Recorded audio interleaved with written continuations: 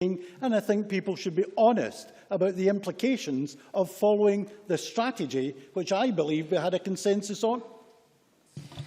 Thank you. We now move to the next item of business, which is a debate on motion number 9836 in the name of Richard Lochhead on inshore fisheries. Members who wish to take part in the debate should press the request to speak button now.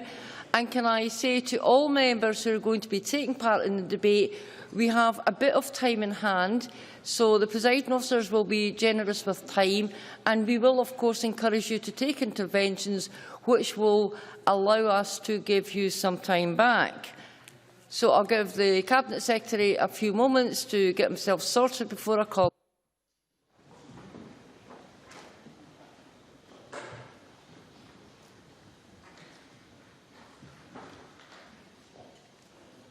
I now call on Richard Lochhead to speak to and move the motion. Cabinet Secretary, 14 minutes. Thank you, Presiding Officer. I very much welcome today's debate, which is on building a successful inshore fishing sector in Scotland. And I'm sure that members will agree that Parliament devoting an afternoon, a substantial amount of time, to this important topic illustrates the growing importance attached by us all to this key fisheries sector. As members will know, this Parliament values any opportunity to celebrate fishing in Scotland, and our inshore sector in particular has a lot to be proud of and, of course, much to look forward to as well. The inshore fleet is, of course, comprising trawlers to creelers, dredgers to netters, divers and hand gatherers, whose catch value in 2012 was nearly £90 million. It represents approximately 1,500 vessels, often smaller boats with one- or two-man crews, and many working part-time or very much on a local scale. So it's a very, very diverse sector. It's also a sector that produces a world-class product: handline mackerel, brown crab, scallops, lobsters and nephrops, to name but a few. Produce that's certainly enjoyed here in Scotland, but of course which is also exported all over the world and plays very much a central role in Scotland's successful food and drink story. But the real value, of course, of our inshore fishery is not just in its landings, it's also about the benefit that this sector brings to the businesses that are often located in remote parts of the country. It's about how this sector contributes to supporting local services, and crucially, it's about the communities and people of Scotland that are part of it. We want inshore fishing to be profitable and sustainable, and recognised worldwide for the quality premium produce our fishermen put on our tables.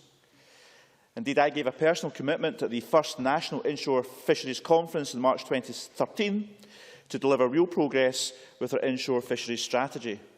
And at the second National Inshore Fisheries Conference last month in Perth, I outlined how we are facilitating the development of a profitable and vibrant sector the length and breadth of Scotland. So the strategy focused on three key components. Firstly, improving management of inshore fisheries through a network of inshore fisheries groups, IFGs. Secondly, improving engagement with inshore fishermen.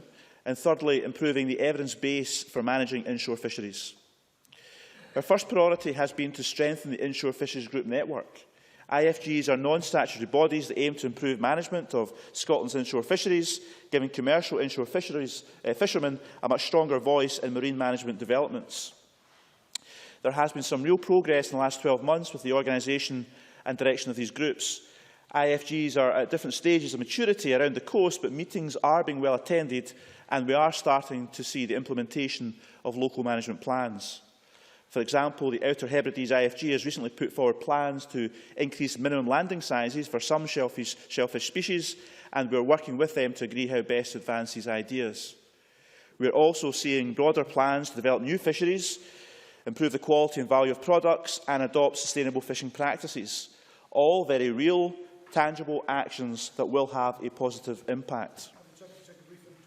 Alec Ferguson. I'm grateful to the Cabinet Secretary for giving way, though I understand we've got plenty of time to continue that exercise during the afternoon. The Cabinet Secretary mentioned, I think, environmental improvements, and I believe that he would agree that technology has a huge role to play in that. Does the Cabinet Secretary feel that his government is doing everything it can to encourage development of new technologies, particularly in terms of scallop dredging? And could he perhaps expand a little on the work that it is doing during the course of his speech? Cabinet Secretary. Thank you. I do refer later on to innovation and technology, but I think Alec Ferguson raises a very important point. And we're constantly seeking out funds, particularly European funds, where unfortunately we get less than our fair share, as the member may know, of European fisheries funds to devote to science and technology and innovation. And I'm happy to investigate what resources have been available for the scallop sector in particular, but we do very much rely on the inshore fisheries groups to bring forward proposals as they look to develop management plans for local fisheries. So if ideas were to come forward that required resource for technology and innovation, it's something we would look at very, very seriously indeed. And in terms of IFG projects, over the past 12 months, can I just say that Marine Scotland have indeed supported a variety of such projects. And they do include, for instance, the development and study of lobster habitats in Orkney, a survey of cockle stocks in the Western Isles, a pilot study to improve the quality of handline mackerel in the East Coast IFG area, and we did devote £200,000 to support the IFG work and the implementation of management plans projects in this coming year. All of these examples come from the initiative of real fishermen working the fishing grounds, and I applaud their passion and commitment to local management. And I very much look forward to seeing even more initiatives coming forward in 2014. There are a number of opportunities to be pursued. We have to increase the value of the catch, we have to reduce the reliance that many vessels have on a handful of species, and we have to encourage diversification, expansion and development of new fisheries in inshore waters, which they are all extremely important objectives. And to be a vibrant industry, we need to embrace innovation and diversity. One of these topics, of course, has been raised by Alec Ferguson, because it is vital that fishermen are an integral part of the process and have genuine responsibility for managing our local fisheries. Over the past year, I have been struck by the progress which inshore fishers have made in communicating their views and concerns to the Scottish Government. They have done that very, very well, and indeed by how improvements in industry representation have begun to give the different sectors a much, much stronger voice. We have also stepped up our efforts to speak to fishermen around the Scottish coast through, for instance, our quayside conversations and other stakeholder meetings we've been holding over the past year or two.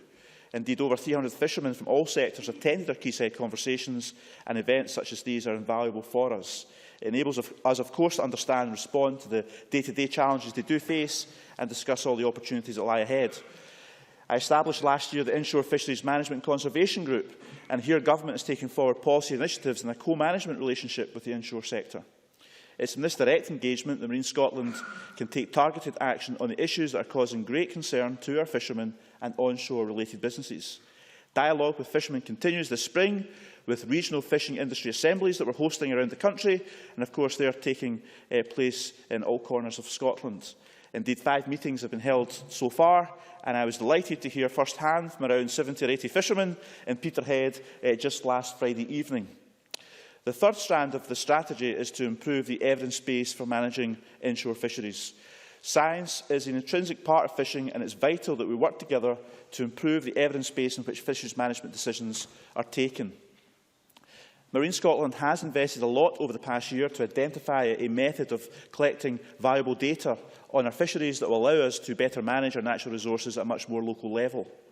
And while this may mean an increase in additional effort for the short term, I am sure local fishermen will reap the benefits of that work to develop sustainable fisheries in the longer term. Sure. Liam McCarthy. I'm very grateful to the Cabinet Secretary for taking an intervention. He'll be aware of some of the concerns in relation to the scientific underpinning with the whitefish sector over recent years in terms of the lag effect between, as the evidence is being demonstrated, and the effect that then that has on policy. Are we likely to see a similar lag effect in relation to the scientific underpinning for decisions around inshore fisheries, or is that something of which you're alert to and can be accommodated in slightly more successful fashion than with the whitefish sector? Cabinet Secretary. In terms of the whitefish fishery, Liam McArthur is quite right. It's been a long-standing issue, the time lag, which can quite often impact on the advice for total allowable catches.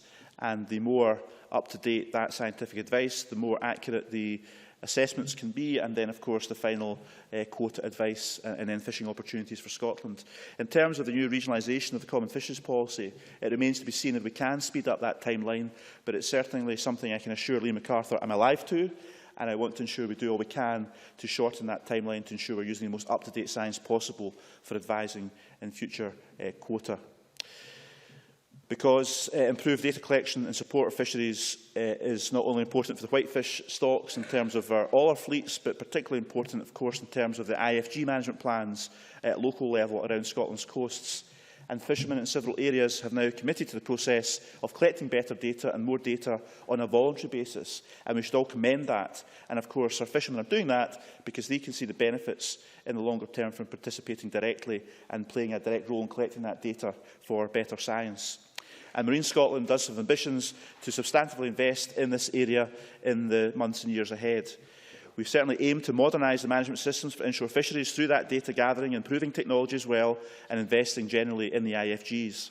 And we will be turning to appropriate EU funding streams to support this crucial investment, as I mentioned in my answer to Alec Ferguson.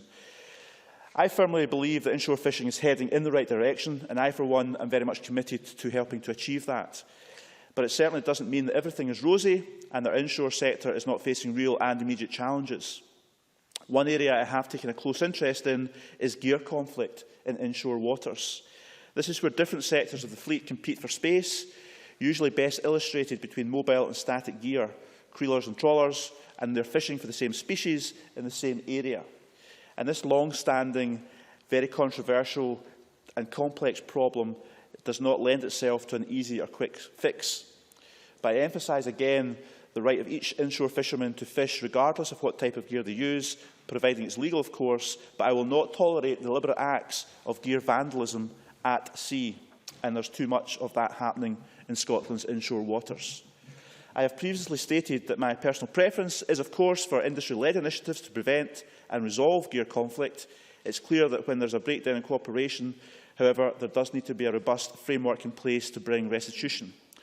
A day lost fishing to retrieve or mend damaged gear can have a significant financial toll on a fishing business. The Government Task Force I established to examine the barriers to resolution are working on that now, and I look forward to receiving that report in the summer. Another area of concern has been the rise of unlicensed fishermen who are illegally selling their catch. This is not about hobby fishermen catching a few lobsters for the pot, that's one thing, but what's not acceptable is an unlicensed fisherman blatantly circumventing fishing rules and potentially undermining the long-term sustainability of our stocks, and also, of course, depressing the market for commercial fishermen. A short-term industry working group has been established to look at the potential options for stamping out that practice. And as well as these longer-term challenges, I also, of course, have to help react to short-term crisis. Like many in Scotland, our inshore fishermen sometimes face economic hardship because of bad weather and rising costs, and I recently identified £400,000 to provide financial assistance to those Creole fishermen who were hit the hardest following the recent extreme weather in Scotland. Marine Scotland has received 311 applications for assistance, and we will now be establishing the criteria for issuing the awards in partnership with the industry in the next few weeks, and plan to make awards to fishermen by the end of May. However, I don't want to just make short-term cash awards to alleviate pressure.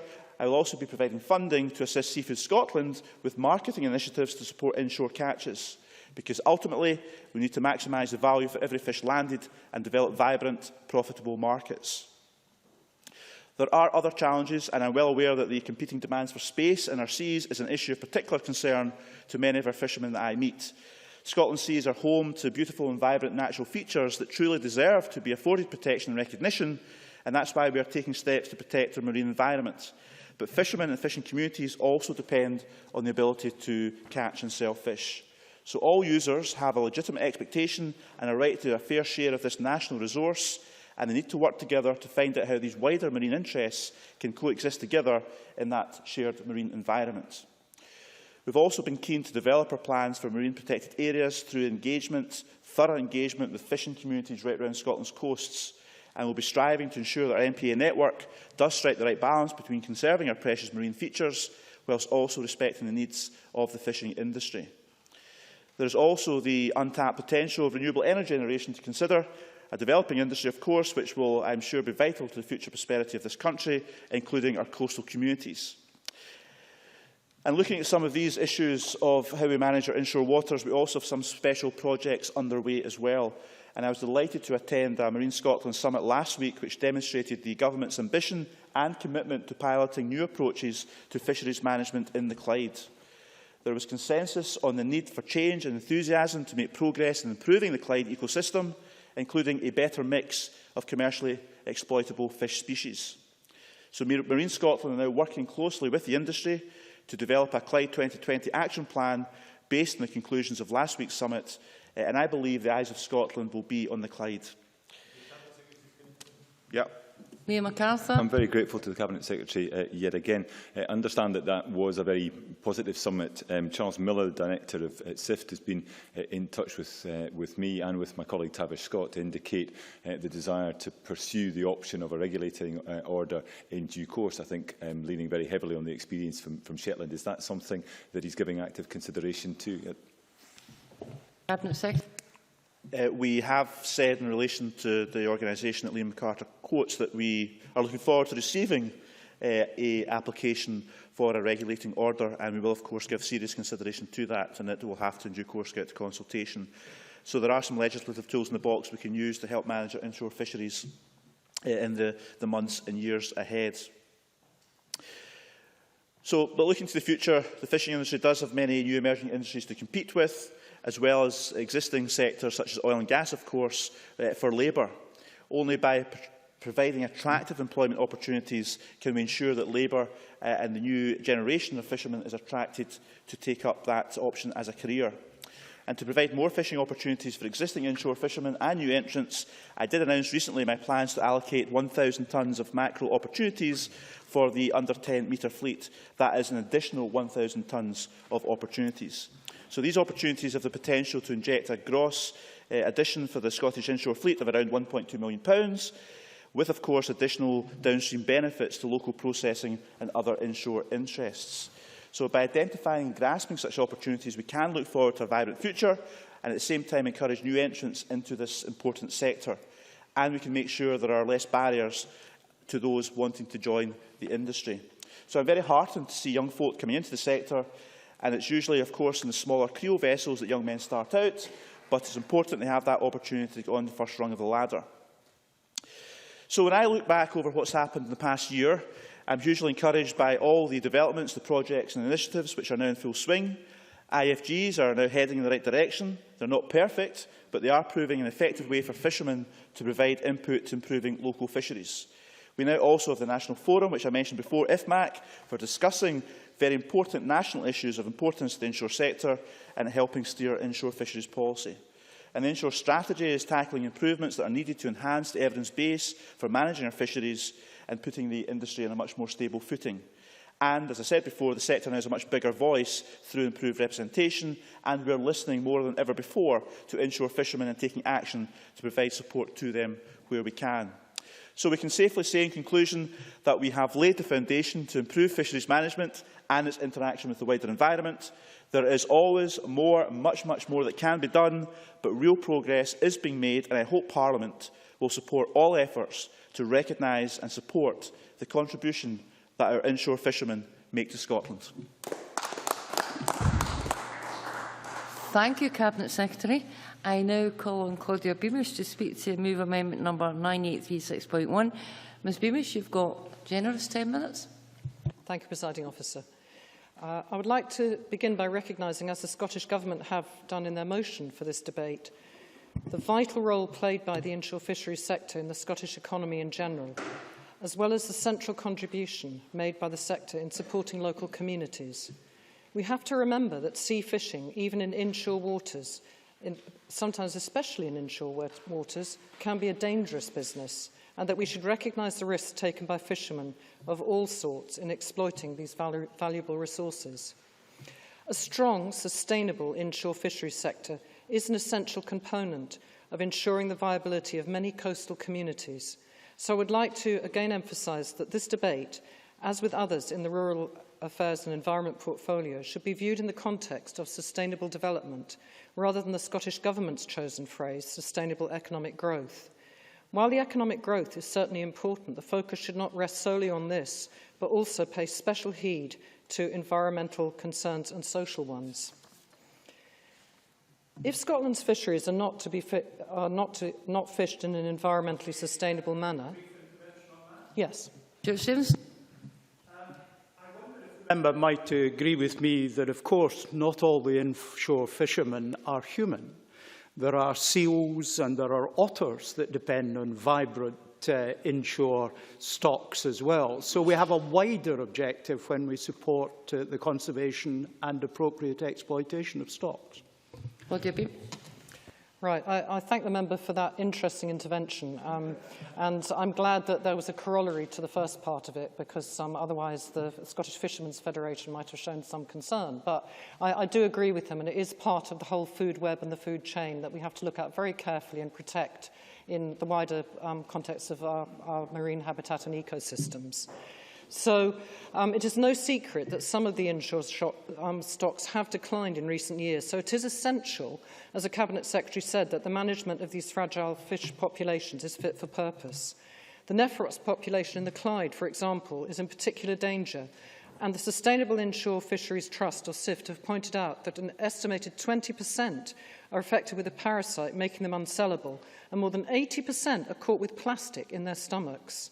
Some members of the Chamber today will have contributed, as I did, to the member Kenny Gibson's debate on Clyde 2020, which discussed the prospects of the Clyde fulfilling the EU requirement to be in good environmental status by 2020. And it was encouraging to hear the Cabinet Secretary's comments on the summit which was held over Easter. And it is hoped by many, I understand, that the regulating order might go forward. So if I'm reading it right, and there is likely to be a consultation, I think that's a good step forward.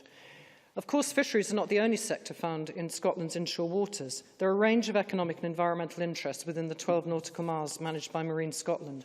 Renewable energy, oil and gas, telecoms. So a detailed plan of how to accommodate these often competing interests is desperately needed. The expectations set by the Marine Strategy Framework Directive are challenging, achieving good environmental status by 2020. And this is a context within which we all have to work. Also in this context, it's essential that the long-awaited National Marine Plan is put into place. And I was somewhat surprised that the Cabinet Secretary didn't mention this in his opening speech. So that the strategic direction is clear for all those who use our inshore waters. This will inevitably mean that the priority will need to be given to some sectors over others in some areas. And I would reiterate a call to the Scottish Government made by many, not to try to be all things to all people, but sometimes to have to take the tough decisions needed to ensure the long-term viability and health of our inshore waters. The development of the regional marine planning partnerships within the context of the Marine Act will be key. And can the Cabinet Secretary shed any light on this in his closing remarks, on the progress on this? In conjunction with the soon-to-be-announced network of marine protected areas, we have the opportunity to set out plans for marine management, and I hope the Cabinet Secretary will soon be able to confirm that some of the proposed MPAs have been put in place. Marine spatial planning is indeed a very complex issue, not least because it is 3D rather than 2D, like planning on land, which makes it even more complex. Continuing scientific research by the Scottish Government and all partners is essential to the way forward. And on the issue of MPAs, I wonder if the Cabinet Secretary would be able to clarify some questions around the purpose of that designation in relation to inshore fisheries as well. Scottish Environment Link and others are concerned that the proposed MPAs will be set with the purpose of protecting one particular feature in a given area, but will allow for other practices to take place within that area. And would the Cabinet Secretary not agree that the inshore waters are best served by having MPAs work towards a wider ecological enhancement rather than a narrow feature-based purpose only? Also, would he not agree that more MPAs should be given the purpose of enhance rather than conserve? I was heartened to see the Scottish Fishermen's Federation spring newsletter and that financial awards have been made to a range of conservation and science initiatives by the Scottish Fishermen's Trust, backing, I quote, innovative projects that aim to build up a bigger bank of knowledge to inform future management of our precious fisheries in all sectors. Can the Cabinet Secretary reassure the many stakeholders that Marine Scotland itself is adequately funded to support the research challenges of the future? This brings me to the subject of the inshore fishery groups, which were, as we've heard, well, not today, but they were set up by Marine Scotland in 2009 and were intended to fulfil the purpose of local management. Of course, I support the reasoning behind them. I do, however, have some concerns that the group's focus solely on fishing and economic issues is perhaps too narrow. Has the Cabinet Secretary considered if these IFGs could incorporate other interests, particularly conservation groups, so as to allow broader discussions about the health of these waters. This may not help alleviate the sometimes, how can I say, passionate exchanges of opinions which can take place at the meetings, but I do think it is important not to overly pigeonhole sectors when discussing management options for a shared marine resource.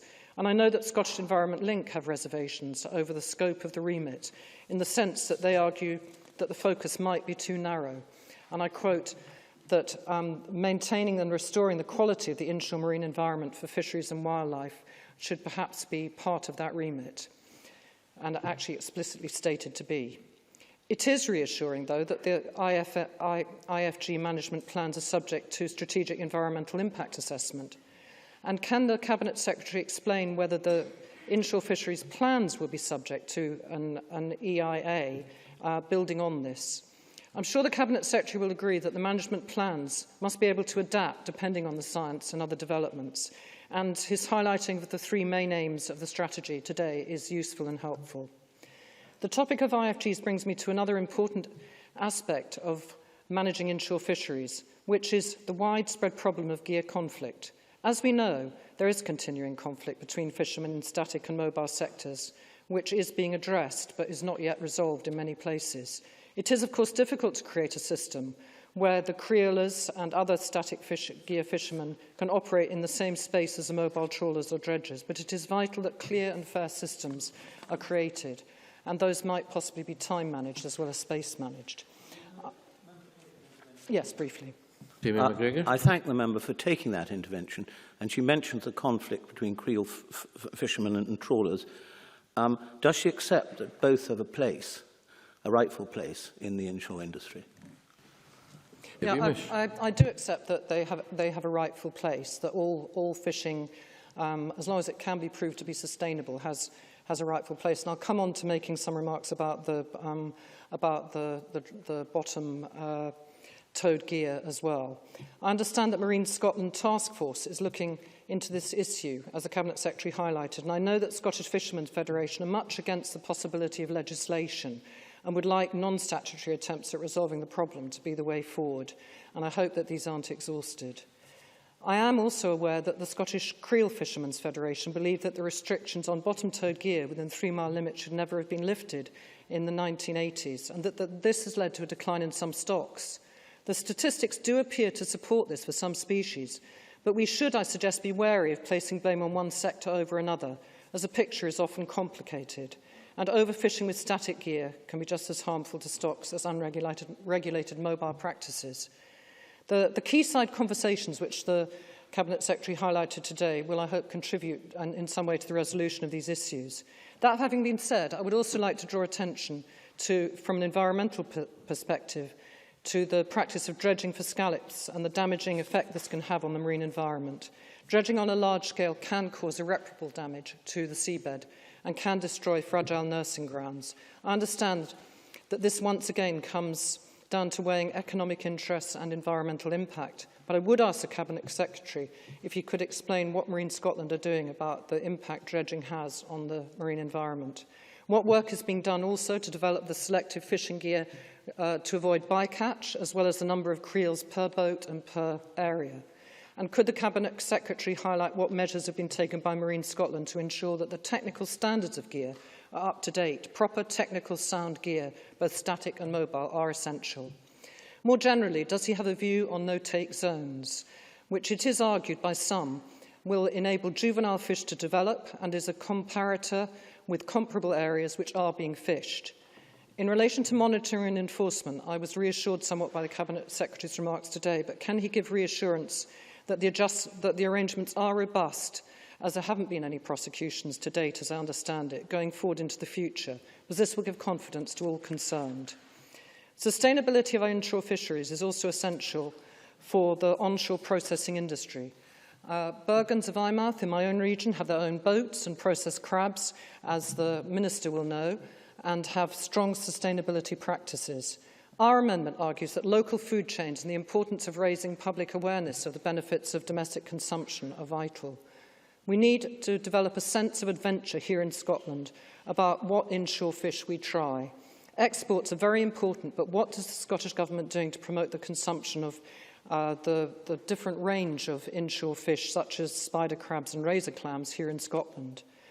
To come full circle, if we are to work for the recovery and enhancement of a diverse fishery in Scotland, we need still to listen to those members of Coast and others who made the film Caught in Time so long ago about Lamlash Bay, those who have been arguing for decades that we are fishing down the food web or the food chain. This must not be allowed to go on. The evidence is still stark, and for all the hard work, and we congratulate people who are doing it so far, and Scottish Labour will work tirelessly with the Scottish Government, but also challenge it whenever is necessary. But we do need to have a sustainable inshore fisheries for generations to come, and only working together with all the stakeholders will this come about. Thank you. Thank you very much. I now call on Jamie McGregor, a generous 7 minutes.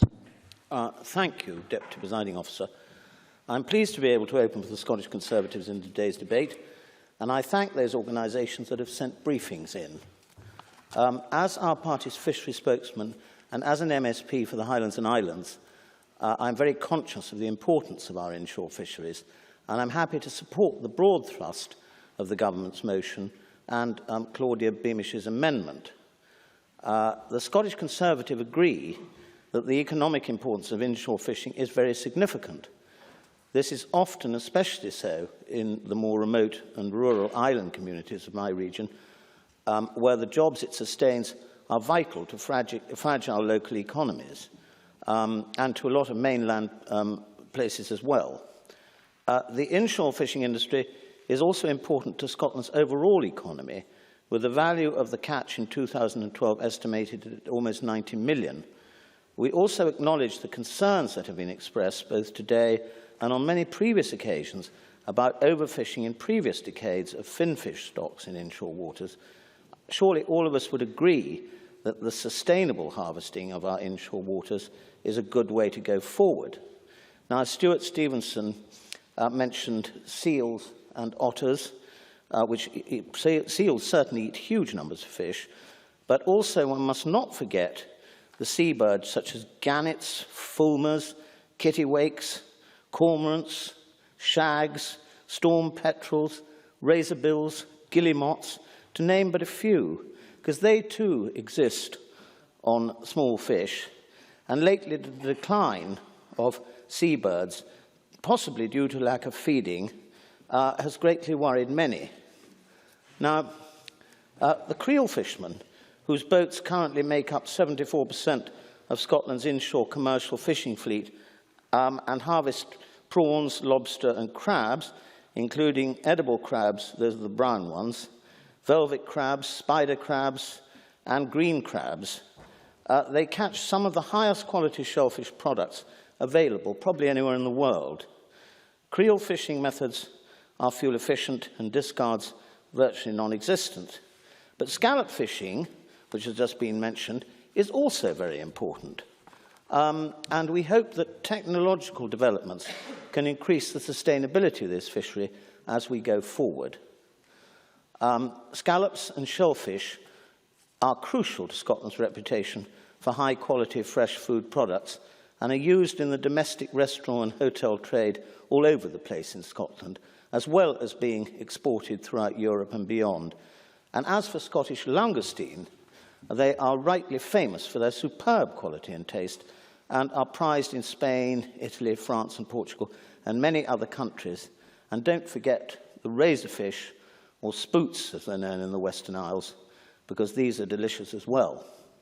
The motion refers to the three main components of the inshore fishing strategy, one of which is improving the engagement with inshore fishermen, and we would certainly be very supportive of this.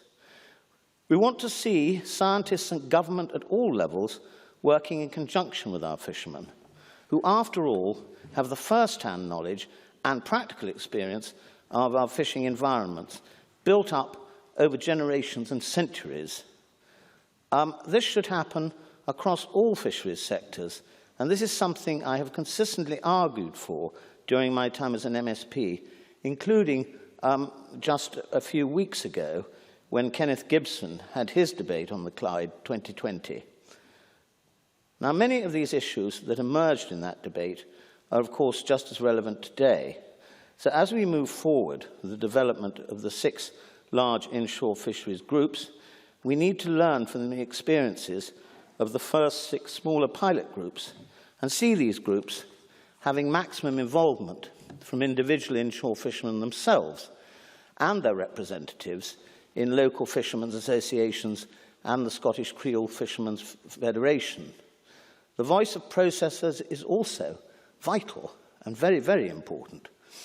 As I suggested in the Clyde 2020 debate, the operation of the Shellfish Regulating Order in Shetland is a good example of stakeholders working positively together, and we should look to emulate the good practice that has come out of that in other places. I want to welcome the recent announcement of an increase of 1,000 tonnes to 1,300 tonnes in the allocation of mackerel quota for inshore fishing in 2014. As Duncan McInnes, the Secretary of the Western Isles Fishermen's Association, has said, this additional allocation for the under 10-metre sector of the fleet is especially welcome in the Western Isles, where there is a demand to develop a small, localised, selective fishery where there would be no discards and where premium prices can be paid to the fishermen. And before concluding, Presiding Officer, I wish to flag up a practical safety issue that representatives of the Clyde Fishermen's Association asked me to raise today, namely concerns about the number of cables being laid in inshore waters. There are both power and communication cables going through the consenting process at the moment. Guidelines of best practice call for those cables to be buried to address safety issues surrounding the fouling of cables by fishing gear and anchors as well. And there are examples of vessels being lost through fouling of such cables.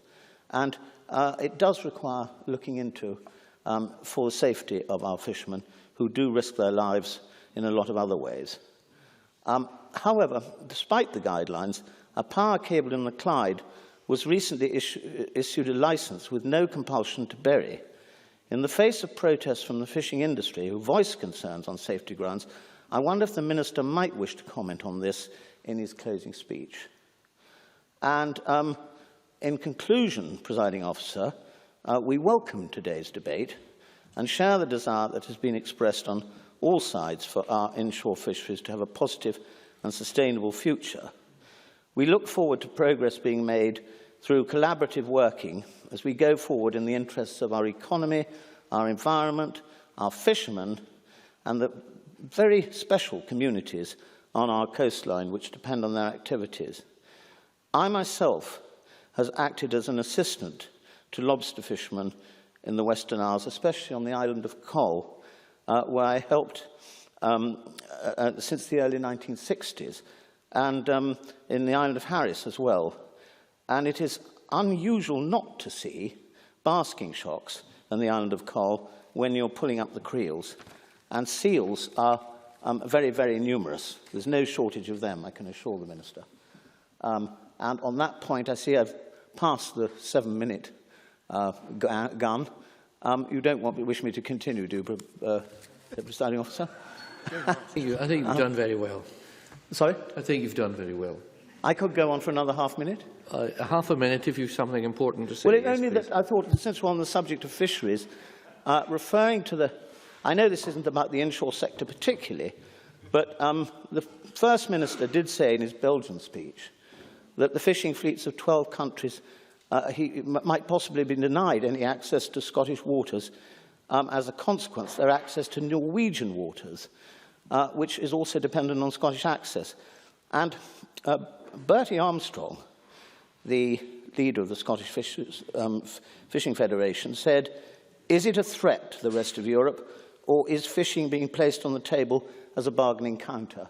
And I just wonder if you might like to comment on that, Cabinet Secretary, when you're winding up, if you have plenty of time. Many thanks. And we now move to open debate, 6-minute speeches. We have time for generous contributions. At the moment, I call on Christian Allard to be followed by Dr. Lane Murray. Thank you, Presiding Officer. Jamie McGregor started very well. Unfortunately, the ending was not so much of my liking, but he gave us a good idea at the start of his speech about what we can all have for dinner tonight. On the other hand, the contribution of Claudia Beamish, I'm not so sure if I was ready to hear what I heard, because when I read the amendment, it did say recognises the role played by the industry in promoting seafood supply chains locally and the importance of raising public awareness of the benefits of domestic consumption, and I very much agree with this. Unfortunately, Claudia Beamish used 11 minutes to talk about conservation and only 30 seconds talking about the industry. On the other hand, Presiding Officer, I would like to talk a lot more about the industry. I'm delighted to speak today on the Scottish fishing industry, an industry with great tradition, an industry that is now looking forward to a bright future. It was not always the case. Scottish fishing is a tradition born out of necessity. A few centuries ago, people living on the land had to move to the coast, forced to adjust to a new lifestyle and to try to earn a living from fishing, something most had no experience of. This is why I believe that the management of our inshore fishery sector is as much about our traditional fishing rights as it is about securing a bright and vibrant industry for generations to come. 90 million of seafood are landed every year by more than 1,500 inshore fishing vessels, which show us how important inshore fishing is important in the whole Scottish fishing industry. The three main components, as the Cabinet Secretary said, of the Scottish Government's inshore fisheries strategy are managing inshore fisheries, engaging with inshore fishermen and strengthening management through the network of inshore fisheries groups. These components are recognised by the whole of the industry as great achievements to build on. And as the Scottish Government motion suggests, it's not only about the great economic success of this industry, but it's also about the cultural contribution of our fishermen and fishing communities to our past and Scotland's future. I spent the last 30 years exporting top-quality, high-value seafood products that Jamie McGregor talked about. I have never stopped promoting Scotland since I came to this country. Some of the best seafood Scotland has to offer is in our restaurants and on the fish counters of our fishmongers and retailers. As the Labour amendment suggests, we all have a responsibility to raise public awareness of the benefits of domestic consumption. I welcome Labour's contribution to the debate and urge Claudia Beamish and other members to support industry calls for consumers to buy local and eat Scottish. After the fantastic work of our fishermen a few years ago, I, with the Scottish Seafood Association in Peterhead, produced posters to celebrate the fact that Scottish fish is now back, both in number and size. Yes, of course. Ms Robertson. Would the member agree with me that it's important that our children, through our schools and the Curriculum for Excellence, are made more aware of the value of our fishing industry and, again, of the product, and of to be encouraged to seek that product when they go shopping with their parents? Indeed, the member is very right. My friend Dennis Robertson is highlighting very good work which is done at school just now. Jamie Buchan, being one of the skippers, was very much involved in it, and I congratulated him last time I saw him in Peterhead. In 2013, I was one of the hundreds of people in the industry who attended the Quayside conversations, part of Marine Scotland's strategy to improve engagement with the fishing industry and meet with fishermen and onshore interests to hear at first hand their concern for the future of the industry. 18 conversations were held in total. We talked about quota ownerships and leasing costs, lack of flexibility of cod recovery plan, gear conflict that the Cabinet Secretary talked about, diversification and flexibility, new entrants, marine protection areas and crane management. We talked as well about a very important part of the sector, which is the processing sector.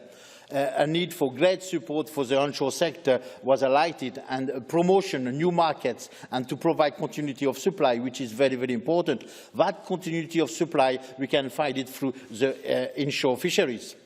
Local approach to fishing management, uniform approach to fisheries management does not work, and create consideration of the local situation needs to be taken into account as well. Protecting local fishermen operating smaller boats to secure fishing opportunities is very important for the local fleet. Of the many responses to the Quayside conversations from the Scottish Government have created many opportunities on the onshore and the offshore sector. It increased particularly the opportunities for inshore and line mackerel fishing, as Jamie McGregor pointed out. The industry asked at the time for more fishing opportunities to be distributed to hand-line mackerel fishers to meet a growing demand in this area and provide for a high-value sector that can bring considerable economic benefits to local communities. Increasing opportunities, Presiding Officer, for inshore and line mackerel fishing was seen as a priority at the time by fish processors and is still a priority now after the seafood adverts to eat more mackerel. So we all welcome this 1,000-ton extra of Scotland mackerel allocation, and because local approaches to fisheries management do work.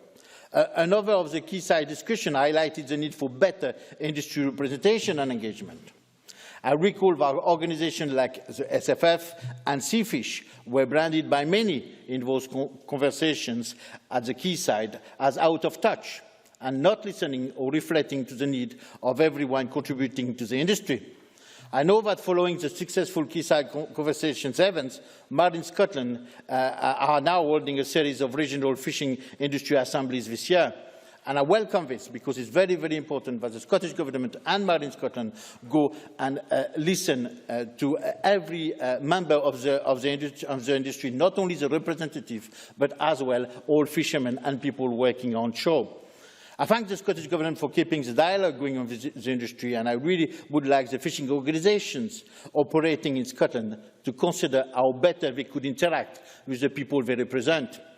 I have not received a briefing from Seafish or the Scottish Fishermen Federation prior to this debate, Presiding Officer. I don't know if any of the members did. I will contact both organisations and ask them why.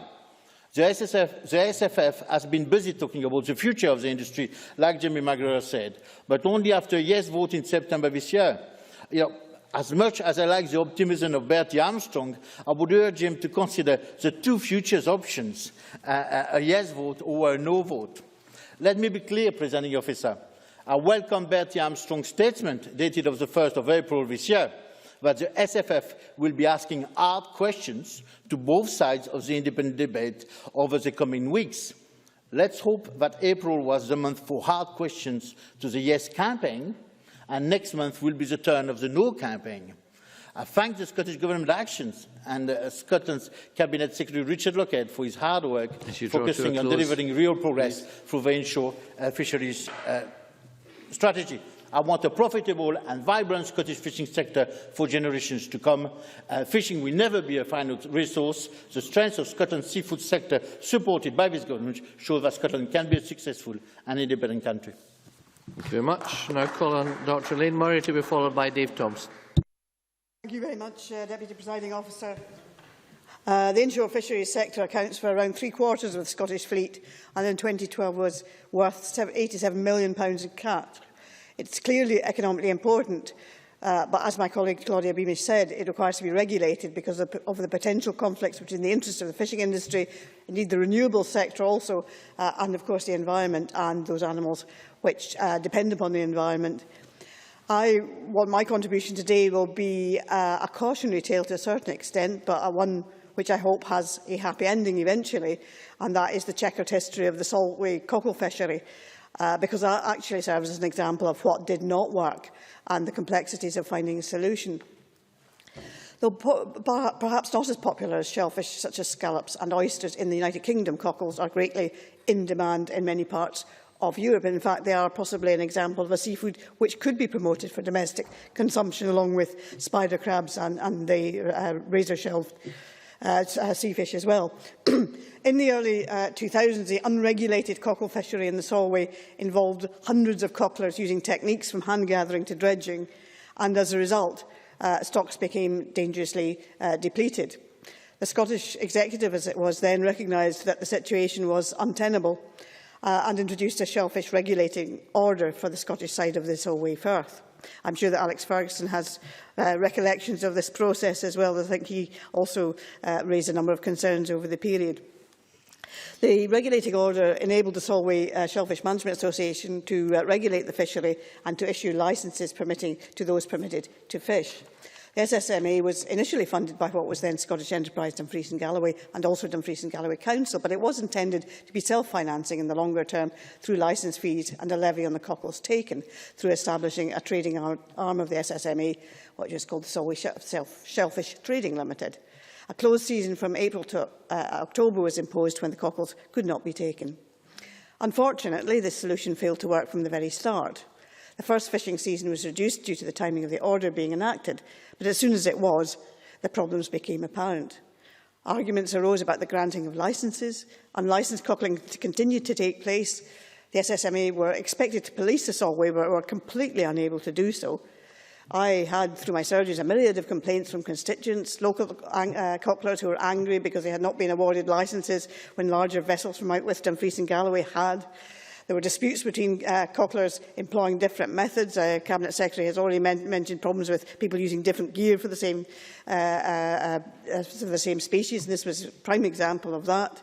There were concerns from constituents who had observed fishers going into the Solway, not very sure whether they were actually there legally, and there were tales about gangs of illegal immigrants being taken down to the Solway at various times and so on. And I think many of us, myself included, felt a sense of relief when the season was over in the first place. The high price commanded by cockles encouraged dangerous illegal practices, with unlicensed cocklers having to be rescued from totally unsuitable vessels. And in some cases, the same individuals were rescued more than once, and that was because of the financial incentive to continue to take cockles. There was one guy who was found trying to fish from a rubber dinghy, brought in one night, and the next night he was discovered out there in the Solway again in a rubber dinghy. And when you think this wasn't so long after the Morecambe Bay tragedy that people were again putting their lives at risk. But on somewhere like the Solway, where the tide comes in, as they say, faster than a galloping horse, you know, there are real dangerous practices taking place. And of course, with all this activity which shouldn't have been happening, the cockle stocks again declined dramatically. The SSMA only issued 100 licences over 5 years. They were never able to be financially viable, and they continued to require additional funding from the Council. Eventually, SSMA was wound up in September 2011, and management reverted to the Scottish Government, and the fishery was closed at the same time for the stocks to recover, and it has remained closed ever since. Indeed. I very much share her views on the tragedy that was SSMA, but I wonder if she'd agree with me that the real problem with that structure was a complete failure to engage with local fishermen and to use the knowledge that they have, A, to manage the fishery, and B, to help to police it. Indeed, and in fact, I'm going to come on to some of the things that are happening now, which actually probably address some of those issues. Because local stakeholders are keen that the fishery opens because of the benefit to the local economy, and Marine Scotland did convene a meeting in November 2012 to explore options, with a follow-up meeting last April, at which it was announced that a scientific survey was due to take place in May and June. It was supposed to report back in July, and with the tender for this being advertised through the Public Contract Scotland, with a third closing date in May last year. That doesn't seem to have reported, but I think work is still underway on that. A number of points were made during the session and then this goes on to what Alex Ferguson was just saying, that there was no support for reopening the fishing, and unless a workable management scheme was put in place, that could be through a local cooperative, that there also needed to be sufficient local involvement in discussions and opportunities for joint policing, and indeed joint policing across the border, because the Solway cockle fishery extends both sides of the border, and that would be worthwhile as well. The scientific survey, as I said, was supposed to report in July. Doesn't seem to have done so, but according to the website of the Solway Firth Partnership, who were allocated the task of communicating with all the interest in the fishery, the Marine Scotland Science Study is expected actually to conclude this spring, and this will include an examination of issues such as the health and safety and the benefits of a single distribution point where all the cockles can be recorded and cross-referenced with beach landings in order to address some of the policing issues. The Partnership's website also reports that coordinated work to reopen the Solway cockle fishery and to maximise its benefit to the local economy is in full progress. But it also notes, however, the need to balance the needs of the environment and wildlife with the economic benefits accrued by harvesting cockles, and much in line, I'm pleased to say, with the sentiments of the Labour Amendment, which stress the need for engaging all marine stakeholders. The Solway Firth Partnership is itself conducting a review of management options, including an analysis of past management experience, much of it bad, and comparison of management practices on both sides of the Solway, including examining the legislation which underpins management. And indeed it links into the work of Project Inshore, which is a project on the other side of the border led by Seafish, which is mapping the inshore fisheries of the English waters, again with the aim of providing each with a sustainability plan. And the Solway Firth Partnership is intending to produce its report in the spring, so we've got the two reports coming fairly close on each other. Obviously, we all hope that when stocks have recovered, it will be possible to reopen the cockle fishery, even if it is only for 6 months every year. But hopefully this time it has to be managed. It has indeed to be managed both effectively and sustainably, and we have to learn the lessons of the past in taking that forward in the future. Many thanks. Now call on Dave Thompson to be followed by Liam MacArthur. Thank you, Presiding Officer. I was in Malling on Saturday and met the new Chief Executive of the Mulligan North West Fishermen's Association, Tom Brian Brown. Tom is from Sussex, if I remember correctly, but he was telling me he's fished out of Oban, Northern Ireland, and indeed the Isle of Man. So he brings that experience with him. He's quickly getting up to speed in his new job, and I hope to work with him for many years to come. Of course, Mullig is not what it was in fishing terms, although it hasn't lost all its fishing boats, unlike my native Lossiemouth, which is now really just a large marina rather than a bustling fishing port, although there are still fishermen from Lossie who fish out of other ports. And there's nothing wrong with marinas, and it is something we need to develop in the West Coast. And I'm pleased to see, indeed, that Mullig is developing its marina trade as well. An issue that was raised by Jamie McGregor was also raised by Tom with me, and it was to do with the broadband cable which we're getting on the West Coast, courtesy of the Scottish Government funding a rollout of broadband fibre optic all over the West Coast. We're getting it right up through Mullig and across to Skye. But of course, the question Tom was asking was the very point raised by Jamie McGregor. Is the cable from Mullig over to Armadale going to be buried? Because if it's not going to be buried, it can create problems for the fishermen. So that's something that my office, I hope at this very moment, are diligently following through with Highlands and Islands Enterprise and BT to find out what's going to happen to that cable. It pleases me that I can confidently say to those who work in the industry that the Scottish Government recognises the inshore fishing as the lifeblood of many coastal communities, and I know that the Government will do all it can to safeguard the future of inshore fishing within the powers that it has. But it's not just what the Scottish Government can do for the inshore fishing community, it's what the community itself already does for Scotland. Inshore fishing is interwoven into the fabric of Scotland's coastal culture. It's an integral part of coastal heritage, and long may that continue. The inshore fishing industry is the gel that binds people in our coastal communities together. It supports schools, local services and businesses, and does so in the most remote parts of our country. And as such, I'm committed to making sure the sector continues to be a vibrant and profitable one, particularly in my own constituency, where there are many small boats, particularly over on the West Coast. I would like to take this opportunity to commend the recent Scottish Government Creel Support Fund initiative, which, according to a recent letter I received from Rural Affairs and Environment Cabinet Secretary Richard Lochhead, has received more than 300 applications. This scheme was set up because many creel fishermen experienced hard financial times in 2013 due to a combination of extreme weather, which led to loss of fishing gear and a reduction in cash. The $400,000 set aside by the Scottish Government will contribute towards easing the financial pressures faced by many in the industry. For that reason, I look forward to the announcement of successful awards actually being made. And of course, this follows the fund that was established last summer for whitefish and prawn fishermen, and illustrates yet again that the Scottish Government recognises the importance of the fishing industry as a whole, and that we take the plight of those experiencing genuine hardship very seriously. There are, of course, natural and commercial variations that our fishermen contend with every year, but what this highlights is that it is crucially important for industry and government to communicate and ensure we work together to facilitate the best outcome for the fishing community. And the future does look bright. The recently announced £700,000 package of additional Scottish Government funding to position Scotland as a world-leading provider of seafood will enhance the seafood sector and improve collaboration along the seafood supply chain, including inshore fisheries. However, as a result of being a pretty low priority for the UK in EU fishing negotiations, the Scottish Government can only do so much under our current constitutional arrangements.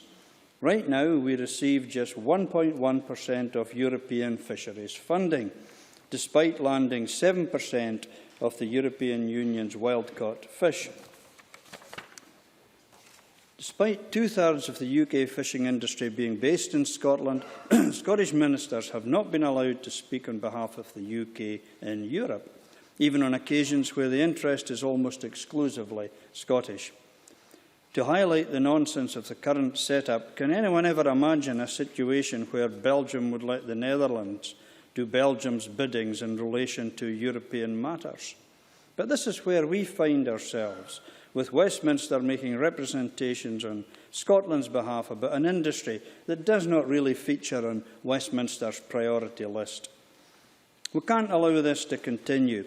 That's why I would, as other speakers have done, urge those with interest in the fishing community in Scotland to vote yes in September and give us the power to truly represent them properly. A yes vote will mean that Scotland's representatives, who are closest to the needs of the Scottish fishing sector, will be able to ensure that the voice of Scottish fishing is properly heard in Europe, certainly. Claire Baker. Some of these issues were raised in the debate last week. Could the member explain to me how 7 votes of an independent Scotland, which would be equivalent to the votes that Estonia has, would give more influence to Scottish fishing than the 29 votes that currently goes in with the UK Government? Dave Thompson. Well, I don't think the votes of the UK are very effective for us at the moment. We even had an example last week of Owen Patterson using the wrong speaking notes when representing Scotland on GM. Is that the level of representation that we are content with? We would also get about double the number of votes that we have at the current time, because we'd be an independent nation. We would also make alliances with other countries who are like-minded, and I have got absolutely no doubt that Scotland would do far, far better with independence, and our fishing communities around our coasts would benefit greatly from it. We have much to gain from independence, because supporting our fishing communities and seafood sector will always be a priority for Scotland's governments. As an independent member state of the EU, Scotland will be negotiating as one of the most respected fishing nations in Europe. It will involve negotiating management of fishing opportunities and securing funding for diversification of economic opportunities in our coastal communities. This, in turn, will also have a beneficial You must close, please. Yes, Presiding Officer, I shall.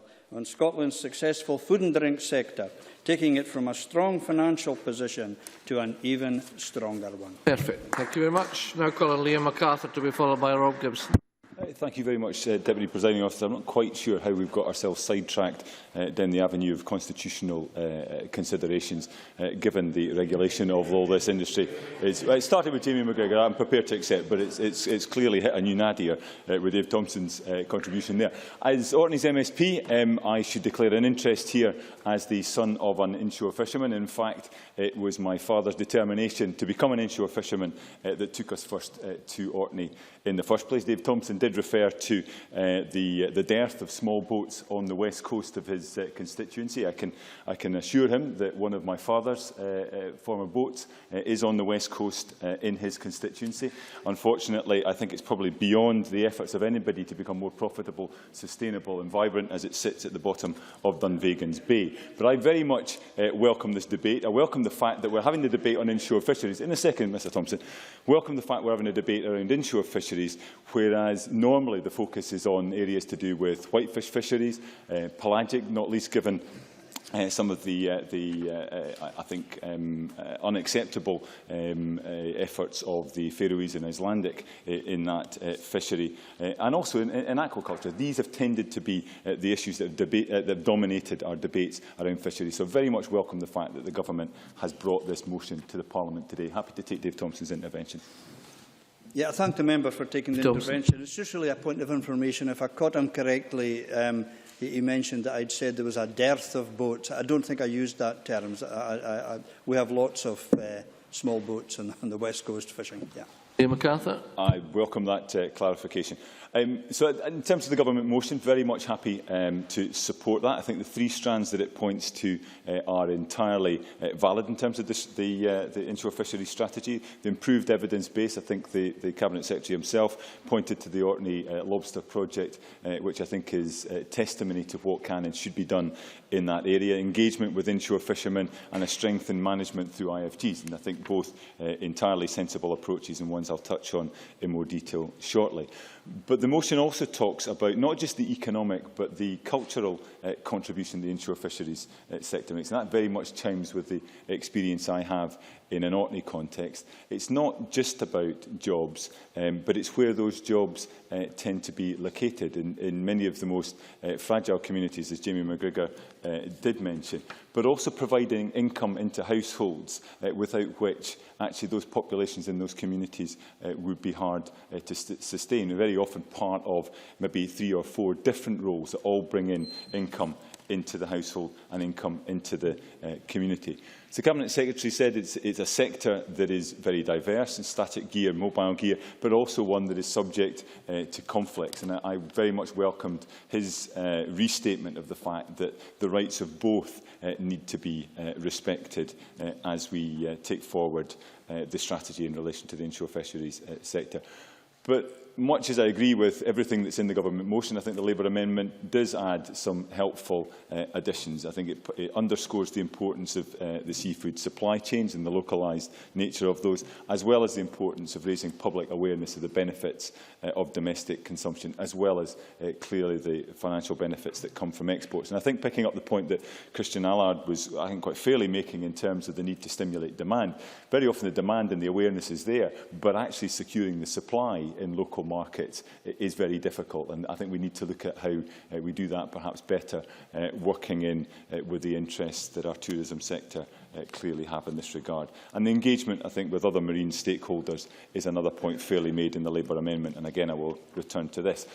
As colleagues may be aware, I'm here substituting for my colleague Tavish Scott, who's recovering from a minor operation last week, and I think actually the debate would have benefited from his input, not just across the piece, but specifically in relation to the experience of the Shetland regulating order that has been in place now for the best part of a decade. Tavish Scott was very much in the vanguard of making that case 10 or so years ago. It was a cogent case, it was a compelling case, but one that was pursued persistently over a period and eventually agreed to by my colleague Ross Finney. It was grounded, though, it struck me, grounded very much in local support, and that was absolutely key for ensuring that it was delivered and it was then effective once in place. And I think it's allowed for a far more tailored approach to dealing with issues that may be common in many respects to other fisheries around the coasts and islands of Scotland, but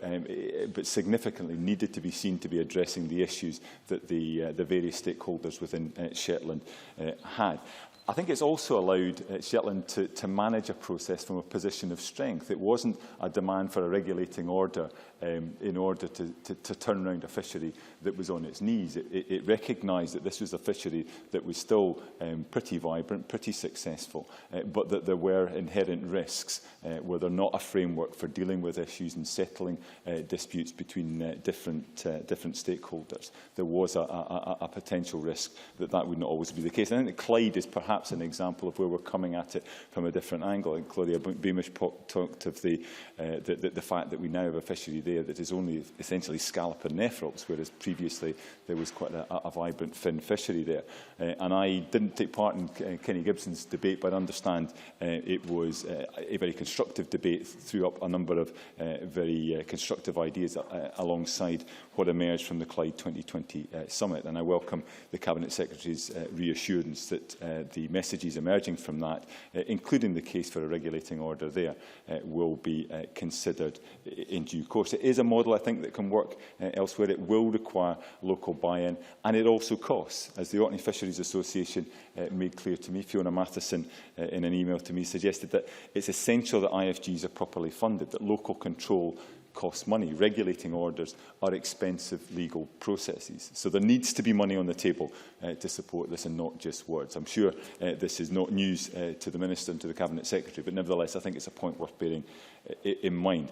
How is this compatible with other marine environment users? It's obviously not just those with the static gear and the mobile gear. There are others who come into potential conflict with the interests of inshore fisheries.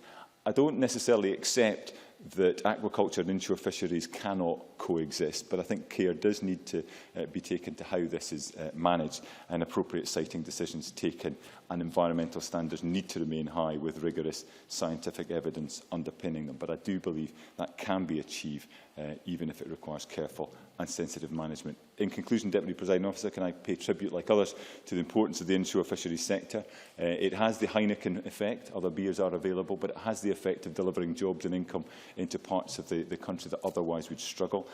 But there are opportunities to improve the profitability, the sustainability and the vibrancy. I'm committed to lending those efforts my support, the support of my party, and not just because it will make an old man at the north end of Sandy very happy. Thank you very much.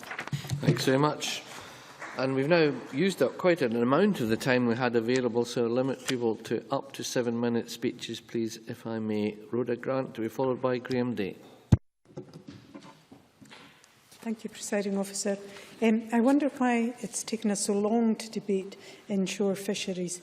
It creates the impression that the inshore fishery is not important, and that tends to be emphasised by the Government's policy on inshore fishery, which was a press release issued on the 27th of January 2012. And I had hoped that this debate would signal a change in emphasis on this subject, but when I hear Dave Thompson taking up most of his speech to talk about the referendum, rather than the needs of those in his communities that fish the inshore waters, I wonder if that is really the case. These fisheries are fundamentally important, and maybe if the Cabinet Secretary would listen, I could explain why. Because it's not just important to those fishing, but also to the communities that they support. They create jobs in those communities, not just fishing, but by way of support services. And they also support those local communities through their earnings being spent in local shops, their children going to local schools, and their money remaining within those communities, making them sustainable. While larger fishing vessels provide income to the major ports and indeed to the Scottish economy as a whole, in general, they do not create sustainable rural development in the way that inshore fisheries do. Despite this, the larger vessels can pick and choose where they fish, and they're always given priority by this government. The West Coast prawn fishery was opened up as a free-for-all by the Scottish Government without a thought of the impact on local inshore vessels. The quota was swept up in a matter of months, and while the large boats moved on, local families faced a grim future. Not only those directly involved in fishing, but also in the processing sector and the support services. The Scottish Government, albeit at the last minute, intervened to ensure that some of the inshore fishing could take place. This did, however, impact on the income of those in the inshore fishery who were not able to move on to fishing grounds, and also to the processors in that area who were dependent on all boats, land and catch, that they could no longer pursue at their ports to be processed. It appeared to me to portray a lack of knowledge and understanding of the whole fishery, and I hope the Scottish Government will ensure that they never repeat this mistake again.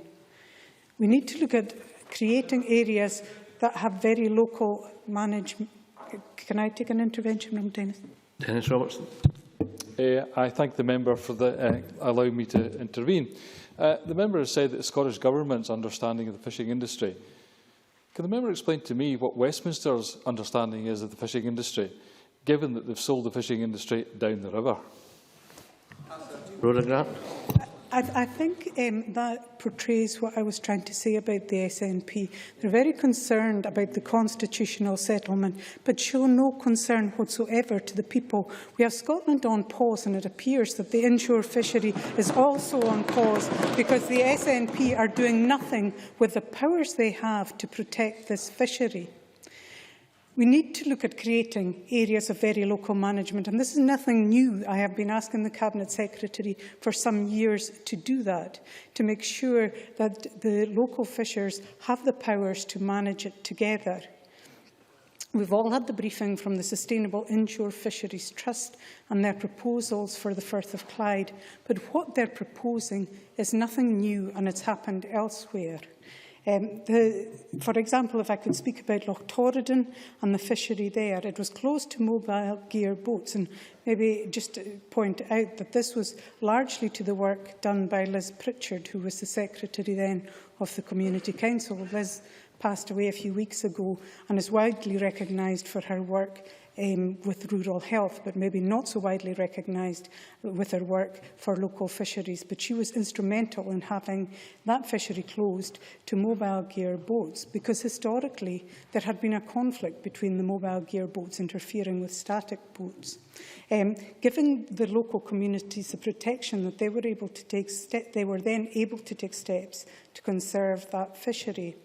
However, they need the ability to ensure that all fishing in the area complies in order to realise the full potential of conservation for the community and for future generations in fishing.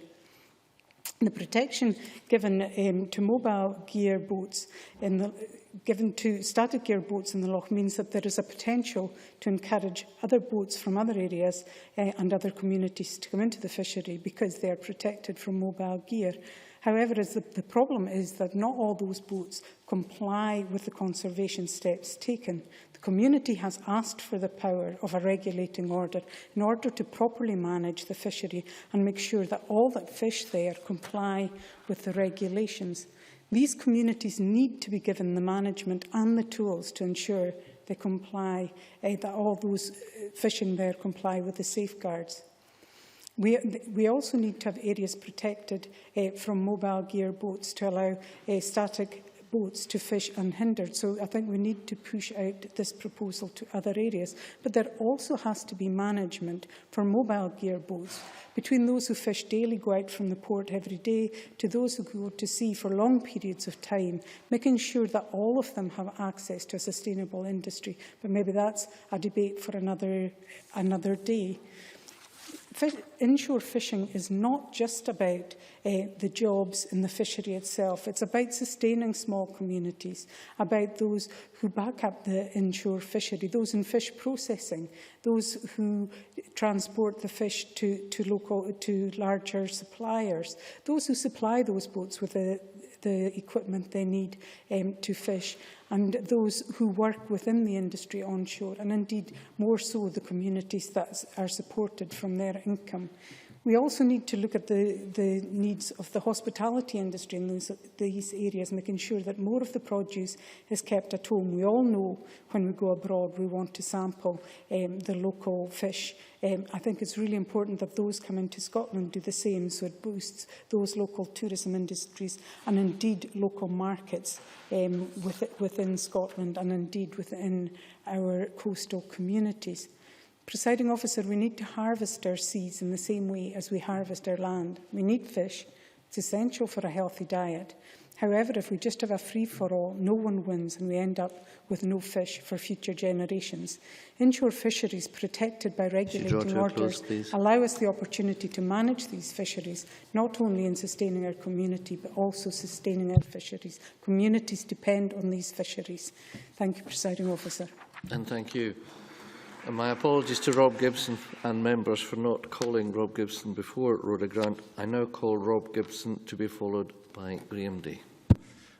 Thank you, Presiding Officer. I'm delighted to take part in this debate on inshore fisheries, and I want to concentrate on the things that probably we all agree on, but to emphasise some points therein.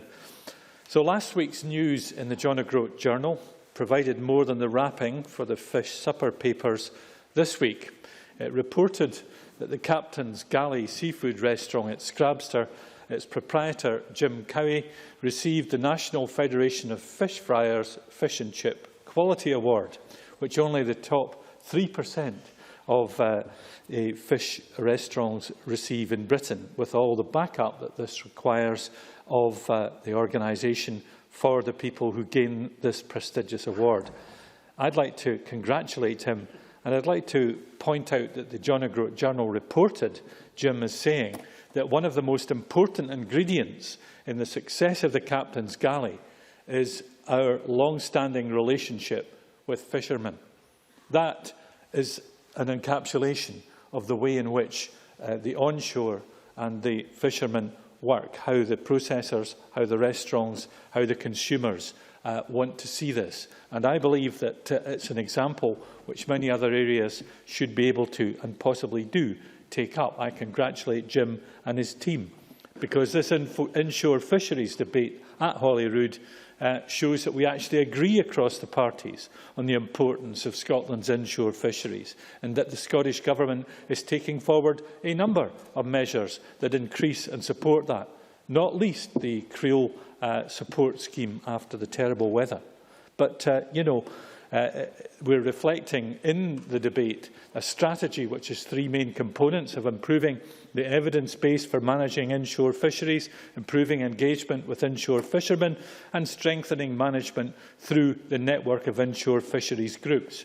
I'll come to some of the details in a minute, but I think that what Jim Cowie said about that long-standing relationship issue is the one that brings this whole story together. Now, I'm a big fan of seafood personally. Those who know me think that I munch for Scotland on the subject. As I get around my constituency, I find many hotels and restaurants over and above the Captain's Galley offering mouth-watering seafood meals. But what concerns me more, however, is the lack of everyday supplies for home consumption, as far too few families share my passion. Hand-dive scallops, langoustines in their shells, cracking crab claws, scooping out the meat from legs and bodies of crustaceans. That's what I like. Oysters are ace, or not, far too many people say, but they haven't even tried them. And the ability to buy these things in our supermarkets is extremely limited, and that's where people mostly do their shopping. But for those of us in Eventon and many other villages in the Highlands, Bell's fish van comes round, and it's a Tuesday morning at 10 o'clock, so I always miss it because I'm here.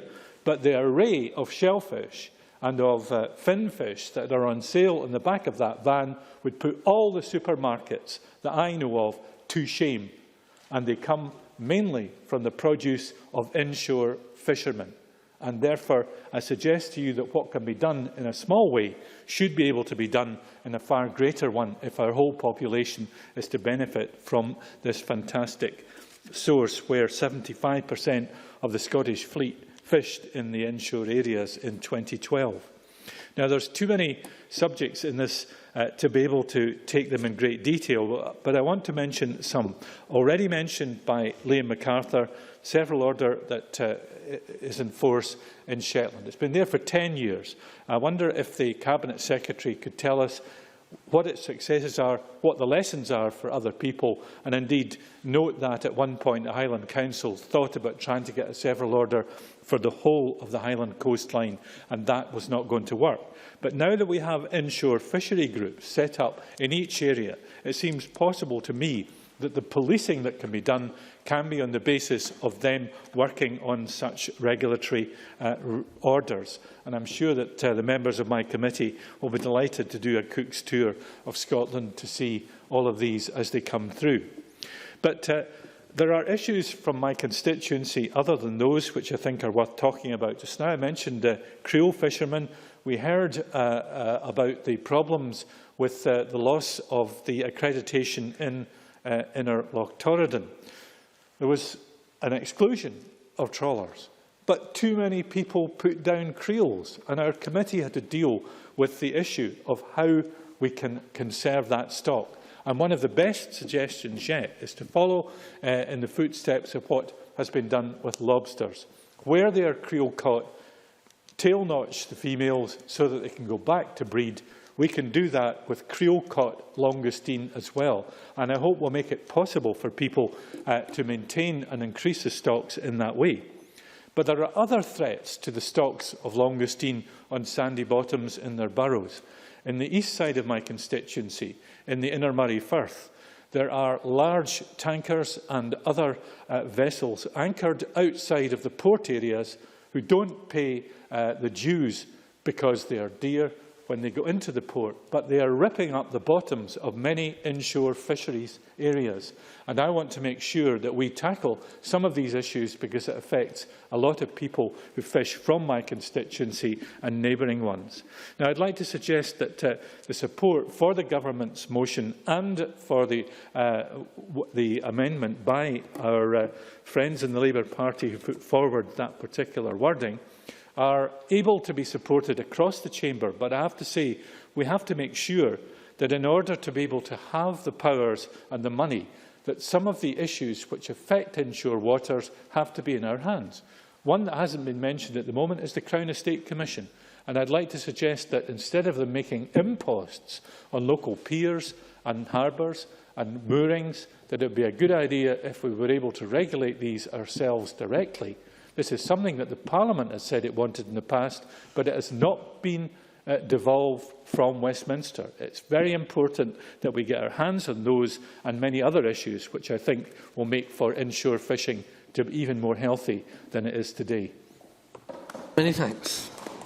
Now call on Graham Day to be followed by Margaret McDougall. Up to 7 minutes, please. Thank you, Presiding Officer. Thriving inshore fisheries don't just contribute to the success story that is Scottish food and drink. They also help safeguard traditional skills for future generations.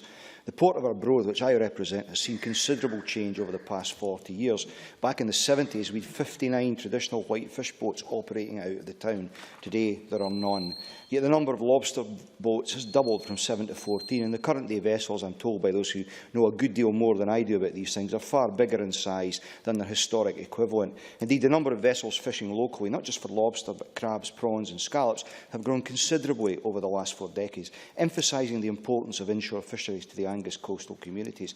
And it's encouraging to learn that there is sufficient confidence in the industry for fishermen to be investing in brand new or good second-hand vessels, engine replacements and new gear. Encouraging that is not only because it safeguards directly related jobs at sea and ashore, but because it also helps maintain a steady stream of work for Mackay's boatyard, which the presiding officer visited when Parliament came to Arbroath last year. Mackay's is unique in being the only yard from the borders all the way up to Peterhead that caters for traditional wooden vessels. And owner Harry Simpson is committed to ensuring the skills required to carry out this work will remain alive through the operation of an apprenticeship fund financed in part by European fisheries funding and delivered in conjunction with the Fishing Museum at Anstruther. Arbroath's place in fishing folklore may be guaranteed by its connection with the Smoky, but as I mentioned earlier, the sad fact is there's not a single whitefish boat sailing from the port these days. However, through the establishment of the marina and the growth in the aforementioned inshore boats, the harbour remains thriving, and it was good to learn last week of the RNLI's decision to replace the local lifeboat with their new Shannon class. We should never lose sight of the fact that going to sea, whether for work or pleasure, can be a dangerous business and requiring of appropriate rescue backup. And the decision to provide Arbroath with the Shannon all-weather vessel was, according to the station's operations manager, Alex Smith, a recognition of the increase in commercial and pleasure vessels operating in the waters served from Arbroath. But I must confess, Presiding Officer, that until prepping for this debate, I hadn't quite realised the scale of the inshore fishing operation in wider Scotland, or indeed its contribution economically to the food and drink export market. Based on the 2012 figures, 75% of the Scottish fleet operates in the inshore area, with the sector in cash value terms making up around 18% of the entire fishing catch in Scotland. But of course its economic contribution is far greater than simply the value of landings. As I've already touched upon, we have the spend on gear and repairs, not to mention the sustaining of the processing and sales side of the product. The Cabinet Secretary will, I'm sure, remember the visit he and I made to RR Spink's factory in Arbroath a little over 3 years ago, not least of all for the foodstuffs we tasted on site and which we left with samples of. And of course, Arbroath also boasts a number of small-scale operations around the harbour, which proves something of a magnet for visitors, including, I have to say, a number of MSPs who I know never missed a chance when passing through the town to pick up a smoky or two. I do agree with Claudia Beamish's amendment where it talks about the importance of promoting local supply chains and engagement with stakeholders, including the conservation groups, to protect and enhance the natural inshore water environment for future generations.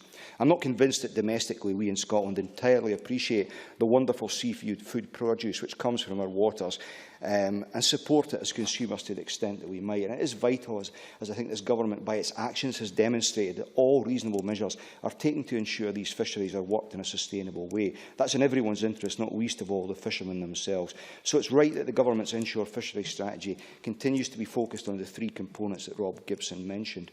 Reading the report... Absolutely. MacArthur. I'm very grateful to Graham Day for taking an intervention. I think the points he makes are entirely valid.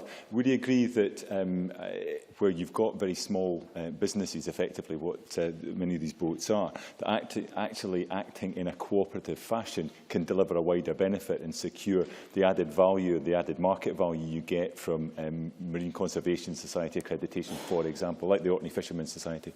Graham Day. I think that's an absolutely valid point, Presiding Officer. I was struck reading the report on the 2013 Inshore Fisheries Conference. I understand the report from the 2014 conference is due to be released any day now. I was struck both by the number and the range of participating stakeholders, along with some of the summary comments, which indicated clearly that those taking part generally bought into the direction of travel here. Although, as the Cabinet Secretary acknowledged earlier, not everything is sweetness and light within the sector, particularly in relation to the conflict between creel and trawl fishing.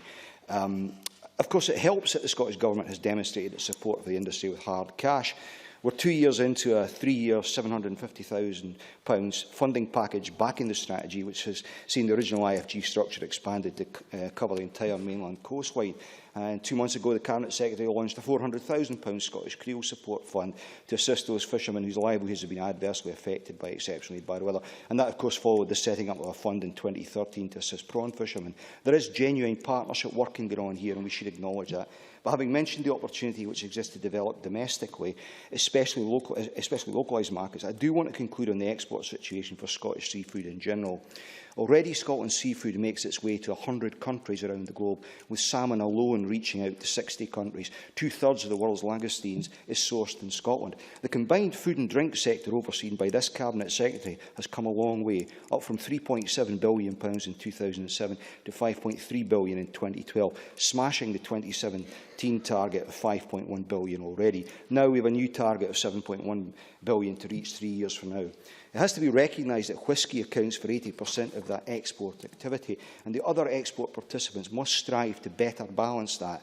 And to be fair, fishing is doing its bit. Fish exports increased by £198 million between 2007 and 2011. Turnover in the fishing and aquaculture sector went up 12.8% in the 3 years to 2011. And opportunities exist to build on this.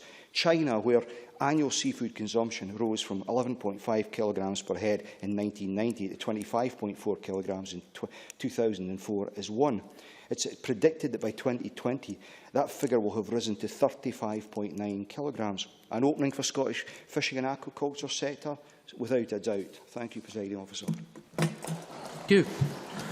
I now call on Margaret McDougall to be followed by Stuart Stevenson. Up to 7 minutes, please. Thank you, Presiding Officer. I welcome this opportunity to speak in the inshore fisheries debate, because inshore fishing is so vital to the Scottish economy and was worth £87 million to the Scottish economy in 2012, with produce exported across the world. And of course, inshore fishing also helps in sustaining employment in fragile communities. The Scottish inshore fishing sector accounts for 75% of the Scottish fleet, and thanks to devolution, Scottish ministers are responsible for the regulation of sea fishing around Scotland and within 12 nautical miles of Scotland's coast. This is not only an industry that we have control over, but one that's vital and profitable to the Scottish economy. So we must make sure that sustainability is at the heart of our inshore fisheries policy, as indicated by organisations such as RSPB, the Marine Conservation Society, and the Sustainable Inshore Fisheries Trust, or SIFT as it's known. With that in mind, I'm going to focus on the sustainability issues for the majority of this debate, discussing the Community of Arran Seabed Trust, ACA Coast, an organisation based on the Isle of Arran, and also look at the aims and objectives of Clyde 2020. In the past, according to SIFT, overfishing and the use of fishing gears which damage habitats have not only been permitted but promoted. Inshore ecosystems has been degraded and the valuable finfish stocks have collapsed. Coastal communities no longer enjoy a mixed and vibrant economy. The effects of bad, unsustainable management are apparent within the region I represent. The Firth of Clyde has suffered serious economic and ecological losses since towed fishing gears were allowed. Now more than 90% of the catch is just two species, scallops and nephrops, rather than the variety of species that used to exist in the Clyde.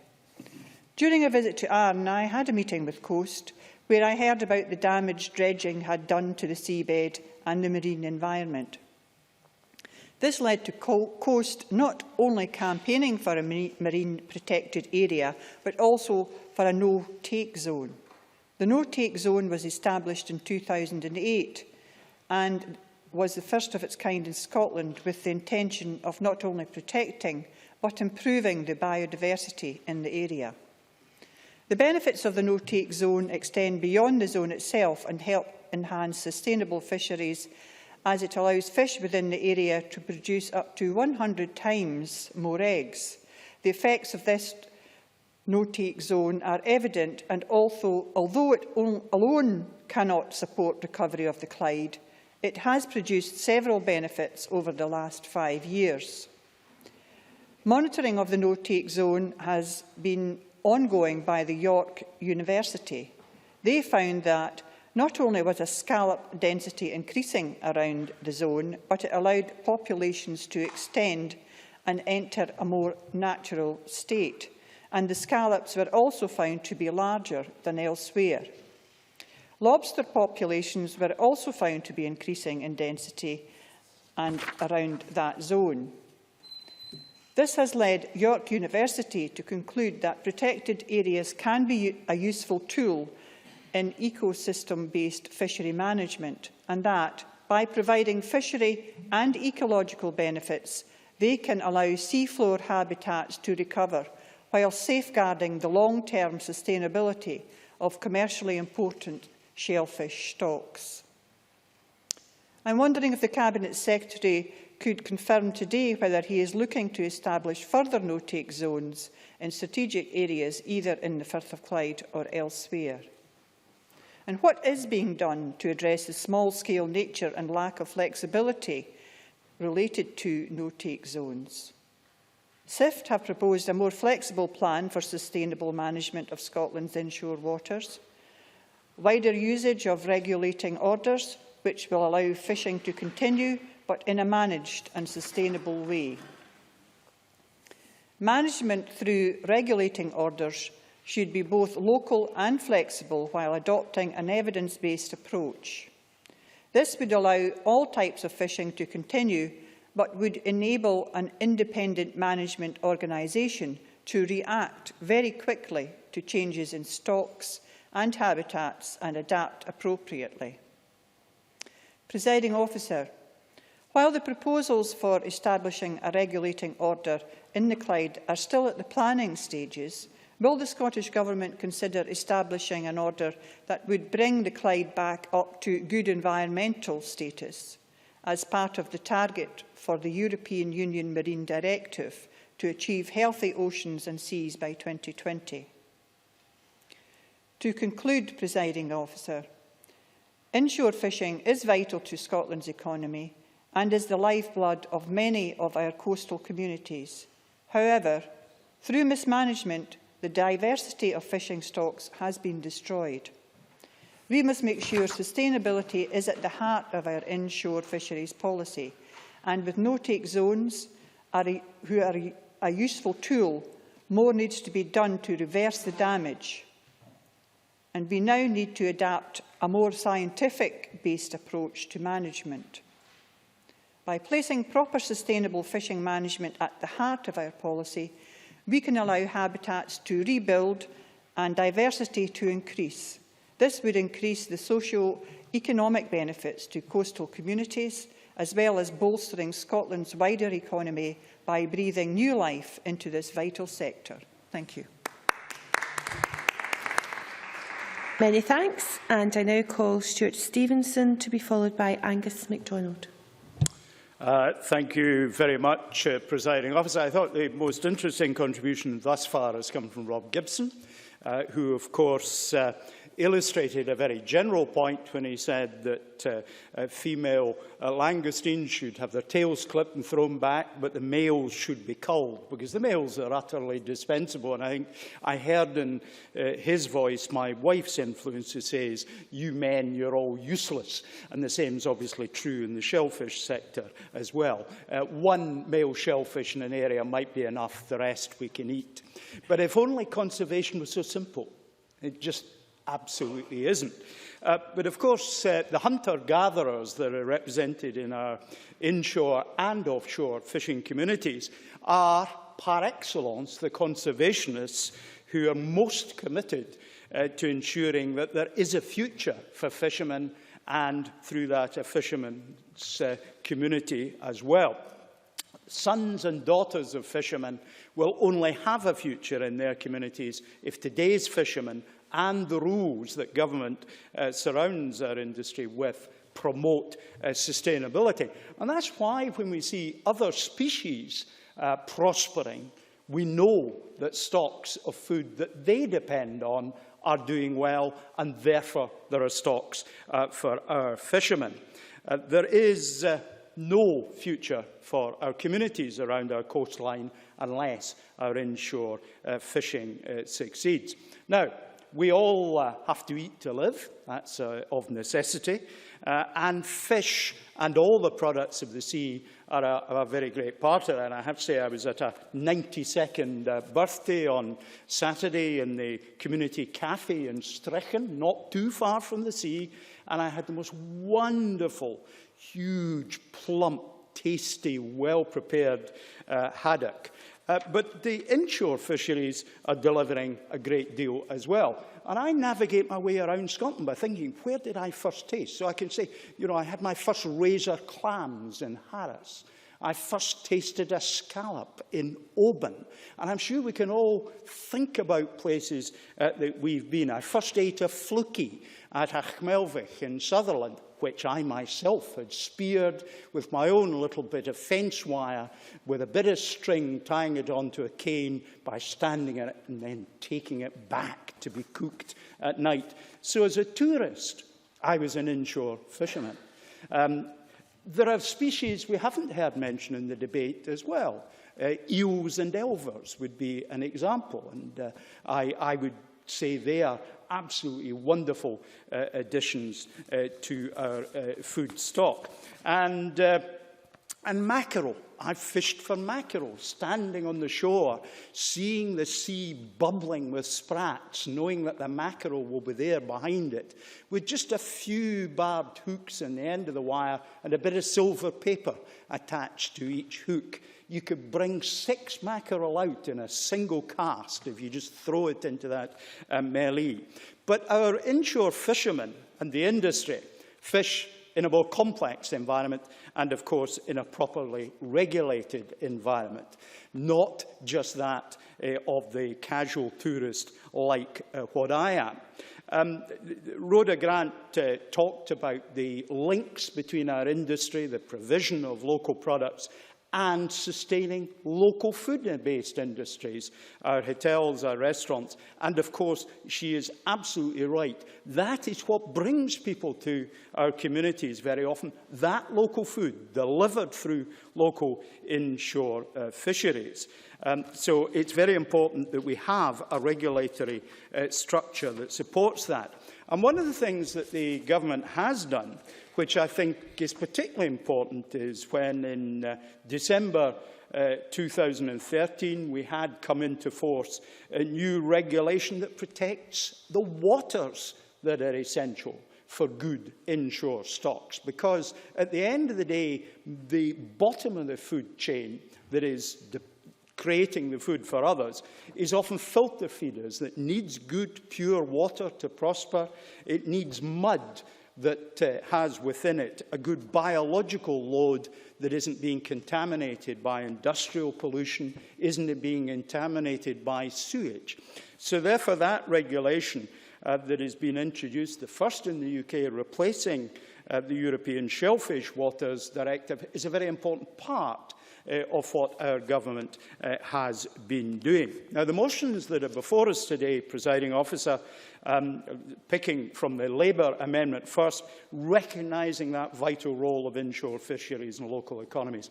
You can't possibly disagree with that. It's self-evidently correct. And, of course, the economic and cultural contribution, because when our communities are vibrant economically, they are also vibrant culturally. Now, let me just, in the last 90 seconds or so that I have, talk about one or two other things. We haven't heard very much about mussels, winkies, cockles, which can be gathered on our shores as well. And for that matter, some of the Scottish products that can augment things. Traditionally, the top-notch lobsters would be cooked in champagne. Well, let me propose something even better, and that is silver birch wine from the Highland wineries. It is pétillant, if not quite as fizzy as champagne, and at £10 a bottle, I don't have time, Jimmy, I do beg your pardon, at £10 a bottle, it's half the price of a cheap bottle of champagne, and it has local flavour that is absolutely terrific. We all have local good practice. In the village of White Hills, which is the nearest really good fish shop, fish and chip shop, the fish and chip shop has its own trawler. The fish are landed so close that the chef could go on his bicycle and bring them from the boat to that fish and chip shop. And that is the kind of thing that sustains communities and delivers for tourists. Now, eating fish, of course, is enjoyable on the palate, but as Bertie Wooster's man Jeeves used to say, he would go away and eat fish because his master said that that equipped his brains to engage with the problems that Bertie Wooster faced in his life. Let's all eat a bit more fish. The quality of debate in Parliament would surely benefit. Thank you very much. I call Angus MacDonald to be followed by Jane Baxter. Right on cue, Presiding Officer. Thank you. From the contributions we've already heard this afternoon, there's no doubt that the inshore fishing industry has experienced some difficult times recently. However, it's been encouraging to see the Scottish Government and Marine Scotland responding positively to the challenges being faced. We've seen the recent formation of IFMAC and the annual Scottish Inshore Fisheries Conference, as the Cabinet Secretary referred to, which is allowing industry to engage with government to ensure everyone works towards more profitable and sustainable inshore fisheries. And with the rollout of regionalisation, which is extremely welcome, the input from these groups will become increasingly important as local management plans are developed with inshore fisheries groups. In the past year, for example, we've seen significant assistance, including a creel support fund to aid fishing vessels suffering reduced catches and loss of gear last winter. And last summer, we saw funds established for whitefish and prawn fishermen. And in addition to the challenges, it has to be said that there are, however, many positives resulting from the industry, with inshore fishermen supporting fragile local communities right around our coast with fishing methods that are fuel efficient and discards that are the lowest in the industry.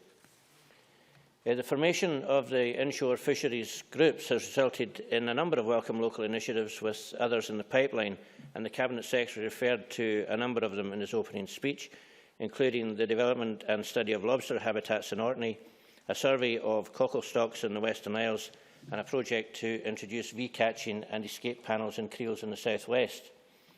However, there's one which I'm personally closely monitoring, and that's the Fishing Industry Science Alliance Spurdog project, which is a joint project with SAMS, the Scottish Association for Marine Science, Barra Atlantic in Barra, and Islander Shellfish in Stornoway. And at this point, Presiding Officer, I should declare a non-pecuniary interest in that one of my cousins is the owner of one of the participants in the project, Islander Shellfish in Stornoway. The project on the proliferation of spurdog or dogfish in the waters around the Outer Hebrides is in response to a number of representatives from the West Coast inshore fisheries who seek to achieve a healthy fishing industry and significantly reduce discarding. Local discussion with skippers and processors identified the project because vessels trawling for nephrops in the Minch occasionally catch quantities of mainly male spurdog, particularly from October to December. Now, while skippers try to avoid catching spurdog, in fact, they'll go out of their way to avoid a dogfish and travel to another area to fish. At times, catches are unavoidable because of its patchy distribution, and these catches are currently discarded and will be mostly dead. The local industry is concerned, therefore, at the loss of income from this bycatch fishery, and that this seems contrary to European initiatives aimed at eliminating discarding, that there is considerable scientific uncertainty in relation to spurdog, and that discard rates could become worse if spurdog stocks rebuild, which seems to be the case. In fact, it is hoped that this research will confirm that Western Isles fishermen, it will confirm what Western Isles fishermen believe, and that there is much more dogfish out there than currently officially recognised. The industry would also like to know how a sustainable bycatch fishery would be permitted to reopen if the scientific monitoring of the spurdog stocks is insufficient to demonstrate recovery. The industry are therefore delighted that collaborative research into spurdog biology and improving the stock assessments is now underway. There is concern within the industry that at present there is no landing allowed for spurdog, as this previously represented a valuable bycatch for the nephrops trawl sector fishing in the Minch area at certain times of the year. And according to local fishers, the majority of the fish caught at this time of year are small males, and that patches of these fish are encountered occasionally and hard to avoid. Because the spurdog entangle the nets, the fishers normally move away and try to avoid such encounters, but they do object to having to discard a saleable product. Discussions with the fishers elicited a range of opinions on whether discarded spurdog survive, but there appear to be no scientific studies which have examined the survival of spurdog from nephrops trawls specifically. So the aim of the present project is to collect new data on the levels of spurdog bycatch, locations of bycatch, and to collect biological information in terms of the sizes and sex of the fish caught in the Minch area in order to inform the debate on whether a controlled incidental bycatch fishery could be considered. And the project is funded to run over last winter and next winter. Six vessels fishing from Barra and Stornoway volunteered to take part in collecting samples and recording their bycatches, and additional vessels agreed to make their landings returns available to the Stornoway Fisheries Office. So we all await with interest the outcome of the research, which will hopefully result in the non-targeted bycatch of dogfish being allowed to be landed, giving local fishermen a top-up income in the difficult winter months. Over and above the dogfish issue, there is another success story with regard to the Scottish Government and Marine Scotland's decision to allow squid fishing in the Minch, which has helped the industry in the Western Isles. For the first time in a number of years, squid has been caught off the Western Isles, with the first squid caught last November, and they are now being sold both locally and exported to France. The squid is mainly winter fishing in the North Minch, and now the boats can target it with a proper squid net, and it doesn't affect their days at sea, which is a plus for everyone. Until now, fishermen were prohibited from catching squid west of Scrabster under the West of Scotland cod recovery measures, but now the restrictions have been relaxed, which gives a much-needed boost for the local fishing industry. In August, the Scottish Government relaxed rules to allow vessels to notify Marine Scotland if they are going to fish for squid, following lobbying from local processors and fishermen. And it's encouraging to note that by using the specialised squid nets, the fishermen are landing clean catches, and there's no or very little bycatch.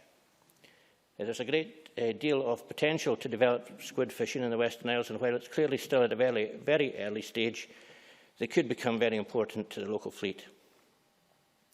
Presiding Officer, clearly there are many aspects to inshore fishing which merit debate in this chamber, including MPAs, regionalisation, gear conflict issues, etc. However, as always, time gets the better of us, even with a full afternoon's debate. So I'm sure we can all welcome that, at least with regionalisation, the industry and the Scottish Government will have much more influence on local policy, and we look forward to it being rolled out in the future. Thank you. Many thanks. And I now call Jane Baxter to be followed by Roderick Campbell. Thank you, Deputy Presiding Officer. We've heard this afternoon from the Cabinet Secretary and others regarding the three main objectives of the Government's inshore fisheries strategy. And I'm sure that for those who work in the industry or whose livelihoods and communities are bound up with fishing, that they will welcome the renewed attention upon the sector. Because we know that the continued implementation and rollout of the provisions of the Marine Scotland Act will have an impact on inshore fisheries around the coast of Scotland. And we also know that last year's Aquaculture and Fisheries Act, although primarily focusing on fish farming and fishing rights, also included a section on increasing the powers to tackle illegal cockling. For many coastal communities, fishing is still a hugely important way of life, and I am pleased that the motion recognises the value of fishing communities to both the local and national economies. The industry is not what it once was, however, and while volume remained fairly steady, the sizeable decrease in the value of the catch landed in 2013 compared to the previous year has already been referred to. The reality of the statistics published annually are demonstrated in the communities all around the coast of Scotland. Along the coastline of Mid-Scotland and Fife, the number of boats based in the picturesque villages around the East Neuk of Fife have sadly declined over the years. The heaps of creel pots piled along the harbour side of Crail or Anstruther or Pittenweem have reduced in size too. And in mentioning the fishing villages of Fife, I am pleased that the motion from the Scottish Government also rightly recognises the cultural contribution made by the fishing industry to Scotland. Fishing is a vital and vibrant part of our heritage, whether through music, song or even dress. And the East Neuk is home to the excellent Scottish Fisheries Museum in Anstruther. And I'd recommend that everyone takes the time to visit the centre, which provides a wonderful insight into the industry's past, whilst acknowledging the changes which have continued to shape the coastal communities which retain their links to fishing. And whilst I'm on the subject of heritage and historic environments, I should also mention May Island, which lies at the entrance to the Firth of Forth and is surrounded by prolific fishing grounds, which, according to the Scottish Natural Heritage website, have supported human settlers for about 8,000 years. The May Island was also home to Scotland's first lighthouse, built in 1636, and it used coal that had to be transported to the island. So if you want to go and have a closer look, you can get a boat trip from either North Berwick or Anstruther, and I can recommend an afternoon in the May Island. Coastal communities on both sides of the Forth are diversifying around their fishing heritage and their natural resources. And we see an increase in visitor attractions, places to stay, opportunities to sample the excellent food and drink that's of the highest quality. You can get an award-winning fish supper in Anstruther. And all of these are very important for the local economy, given it's estimated that just a few hundred people remain employed in the East Coast inshore fisheries area. Times can be tough for those fishermen who still go out in the waters off our coasts. So I'm sure that measures such as the Scottish Creel Support Fund, announced by the Scottish Government in February, will be welcomed. Because we cannot forget that the fishing boats which are moored in harbours across Scotland, giving such character to the coast, and doubtless great pleasure to tourists and visitors alike, are also vital small businesses. Which is why it is vital it's not just the Government providing support from the centre to the industry. Local authorities, working in partnership with fishing industry representatives, are also essential in supporting the sector. In just one example, Fife Council recently re-established the Fife Fisheries Development Fund, which exists to provide small grants to eligible fishery businesses. Eligible businesses are able to bid for funds of up to 50% of their costs to improve in a range of areas, from capital investment in equipment or engines or staff training. Such support needs to be replicated across the country, and conferences such as the recent event organised by Marine Scotland in February of this year are to be welcomed, as they enable the sector to engage effectively with the management of Scotland's inshore fisheries. We know that a key part of the Scottish Government strategy for inshore fisheries revolves around the Inshore Fisheries Groups network, and I note that the East Scotland Group, which includes the Mid-Scotland and Fife regions coastline, has met on a fairly regular basis since 2013. So I was pleased to see that within that time frame, the vital balancing act of marine life management between conservation and fishing appears to be being considered. An early meeting of the group considered the challenges of discard policy for small prawns, and just earlier this year, a report was given to the group scoping the opportunities for commercial fishing by surveying the bivalve mollusk population of St Andrews Bay.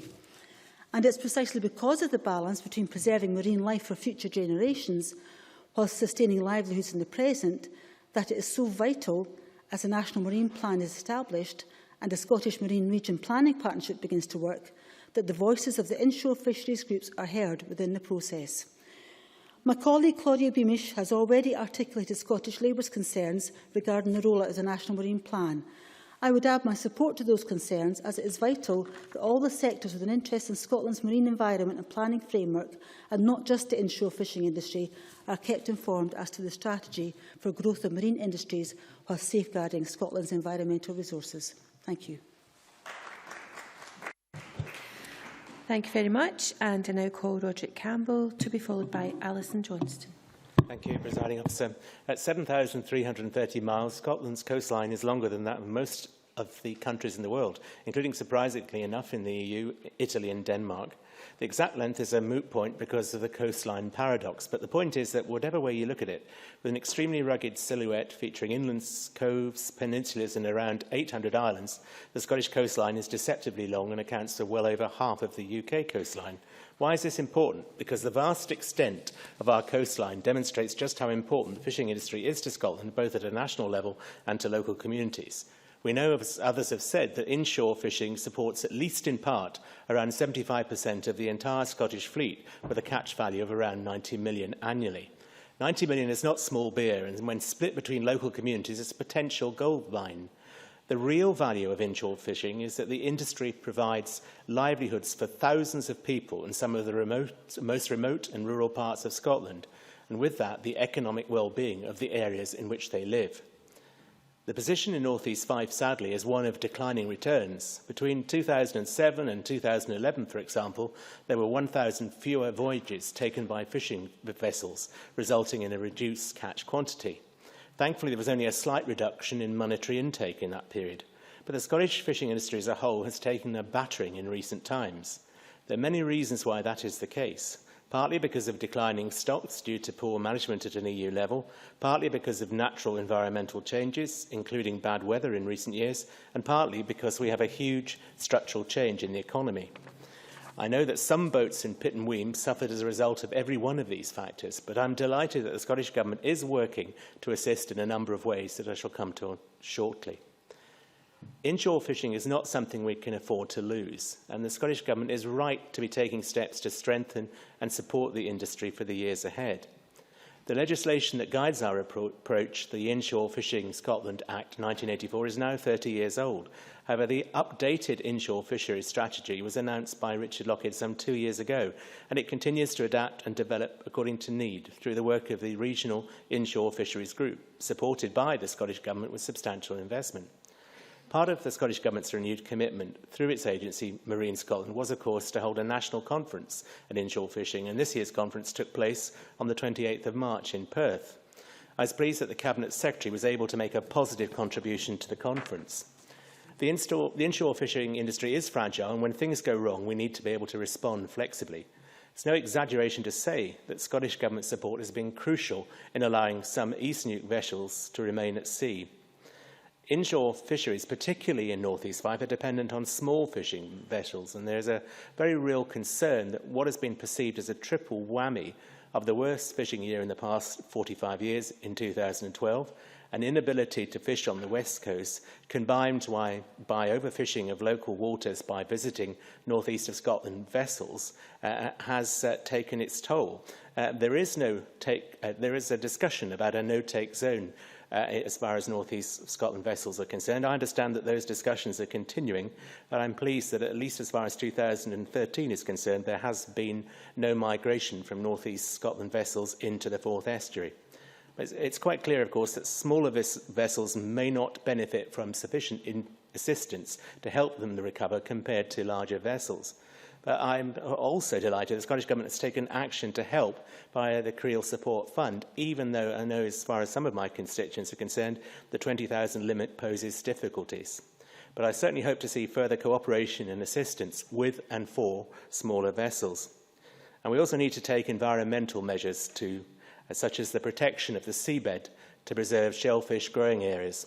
In that regard, as I see it, Scotland is leading the UK. And for the inshore fishing industry to retain and grow its value, we need to make sure the branding is working. Accordingly, I welcome the Scottish Government's support, including financial support of £700,000 for implementation for the Scottish Seafood Partnerships Action Plan, which seeks, among other things, to reinforce Scottish seafood as a quality brand. Sorry? Indeed, yeah.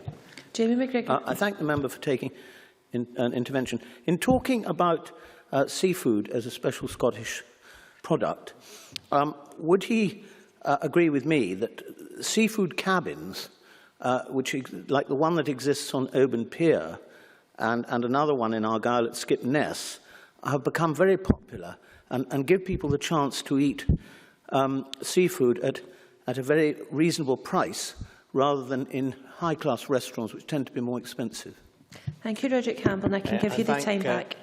I thank the member for his intervention. I agree that eating seafood at a reasonable price is always to be recommended, but that's certainly not to detract from the many high-class seafood restaurants throughout Scotland, some of which, of course, are in my constituency. But anyway, I hope the action plan will complement the food and drink export plan so that Scottish seafood produce can continue to be sold in increasing quantities around Europe, America and the rest of the world. Because we certainly know that Scottish seafood is up there with the best in the world, and we need to make sure that everyone else knows that too. Certainly be remiss of any visitors to the East Neuk of Fife, as Jane Baxter has already mentioned, not to try some of the local catches. Presiding Officer, it's worth thinking about what we can do as a nation to improve our inshore fishing industry. The fact remains Scotland accounts for 87% of total UK fish landings, but only receives 41% of the UK's allocation of European fisheries funding. So it is a priority and will remain a priority for any independent Scottish Government. But as the First Minister said in Bruges yesterday, the Scottish Government is sometimes consulted by UK ministers speaking on their behalf. That just isn't good enough. With independence, I believe Scotland will be able to negotiate directly for Scottish priorities. And to Claire Baker, I would simply say that 7 votes exercised by a government making fishing as a priority, albeit in negotiations with other countries to ensure maximum influence, might just be better than 29 votes exercised by a lackadaisical government. Thank you, Presiding Officer. Thank you. I call Alison Johnston to be followed by Nigel Dawn. Thank you, Presiding Officer. As colleagues have stated today, the European Common Fisheries Policy tends to attract most attention. So I welcome the fact that today we have a chance to debate the fishing industry, which is closer to home, both in proximity and in responsibility. And I hope the Scottish Government can be responsive to the challenges and opportunities ahead. I know things are starting to move in a much-needed positive direction. Regional fishing industry assemblies are happening. The long overdue scallop fishing review has been commissioned to reform one of the most destructive dredging practices. MPAs will be designated in a couple of months to protect what is left of unique and vital habitats. And I share Claudia Beamish's views. Let's protect and enhance these habitats. Christian Allard expressed concern that perhaps Claudia Beamish had focused too much on conservation, but I know he has a great deal of expertise in this area and that would agree that without conservation there is no industry, and this is not an either-or debate. We have to get the management right with inshore fisheries groups, which are fairly constituted with a range of stakeholders on board. As Liam MacArthur pointed out, they have to be properly funded too. But we only have to look at the positive impact of Arran's Coast Group to demonstrate the impact such groups can have, such a positive impact. The speeches at the Sustainable Inshore Fisheries Trust's parliamentary reception struck a real chord with me. I listened to Mr Nick Ferguson, the chairman of SIFT's advisory group, describe the collapse of the Firth of Clyde fisheries from sustained over-exploitation. He described how the collapse of angling, tourism and fishing had depopulated the towns and villages around the Firth of Clyde. He told us that 28 boats used to go out every day from his home village, but that today there are only 2 or 3. 10 or so boats would be out fishing for recreation every evening in the Kyles, whereas now he might see 1 if he was lucky. And the Clyde used to play host to the biggest sea angling competition in Europe, but that hasn't happened for the past 25 years or so. And of course we have to appreciate that this would attract fishermen, tourists, and it created a need for accommodation, a need for local B&Bs. But the Clyde now is described as a fishery of last resort. The situation is bad, but SIFT and others believe that it's redeemable and it's possible to achieve good environmental status in the Clyde. We must learn from mistakes of the past. When one stock was depleted, we just moved on to another. Herring fisheries became cod, plaice and sole fisheries. The fin fish ecology has now collapsed too, and there's a vast overdependence on shellfish. Bit by bit, politicians removed what protection there was and opened up previously protected parts of the Clyde when the unprotected parts were fished out. And incredibly, in 1984, a ban on trawling within 3 nautical miles of the shore was lifted.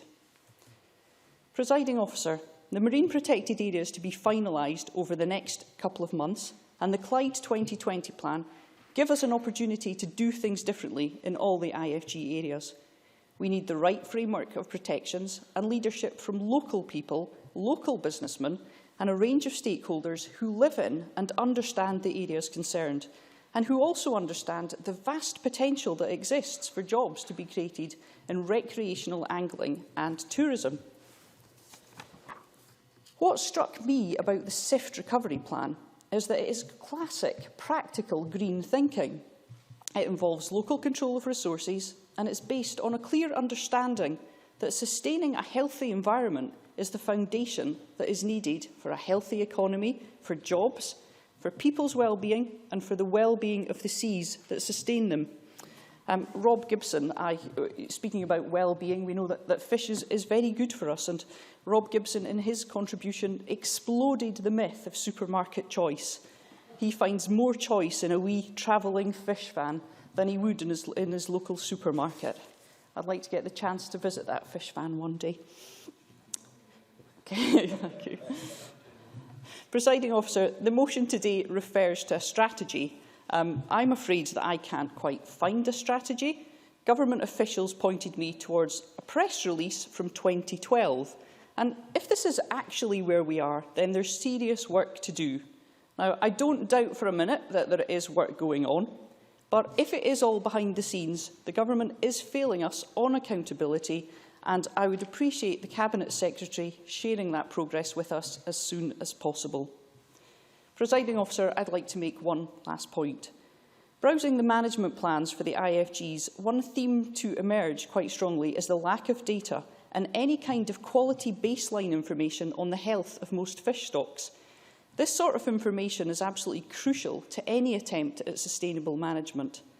So I urge the Cabinet Secretary in closing to clarify exactly what he's referring to in the motion as a strategy and how he will ensure a broad range of stakeholders will be included in IFG decisions and how the government intends to address these important gaps in scientific knowledge of our seas. Thank you.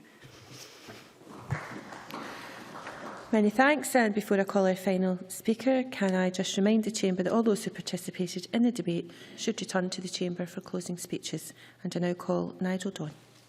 Thank you very much, Presiding Officer. Coming in as I think I do 16th in the debate, I'm just wondering whether there's anything I can usefully contribute at all. But I do find 1 or 2 things that I can reflect on, indeed 1 or 2 new things that I can actually say. But if I could start by reflecting on the Cabinet Secretary's opening comments. He mentioned the £400,000 fund to ease the financial pressures for those who are in the cleaning business. But he did make the point that he would much rather put his money into the longer term.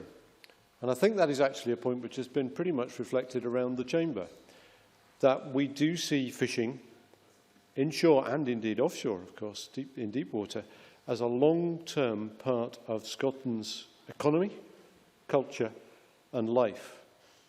And it is therefore important that we do not take any short-term decisions which are going to jeopardise that.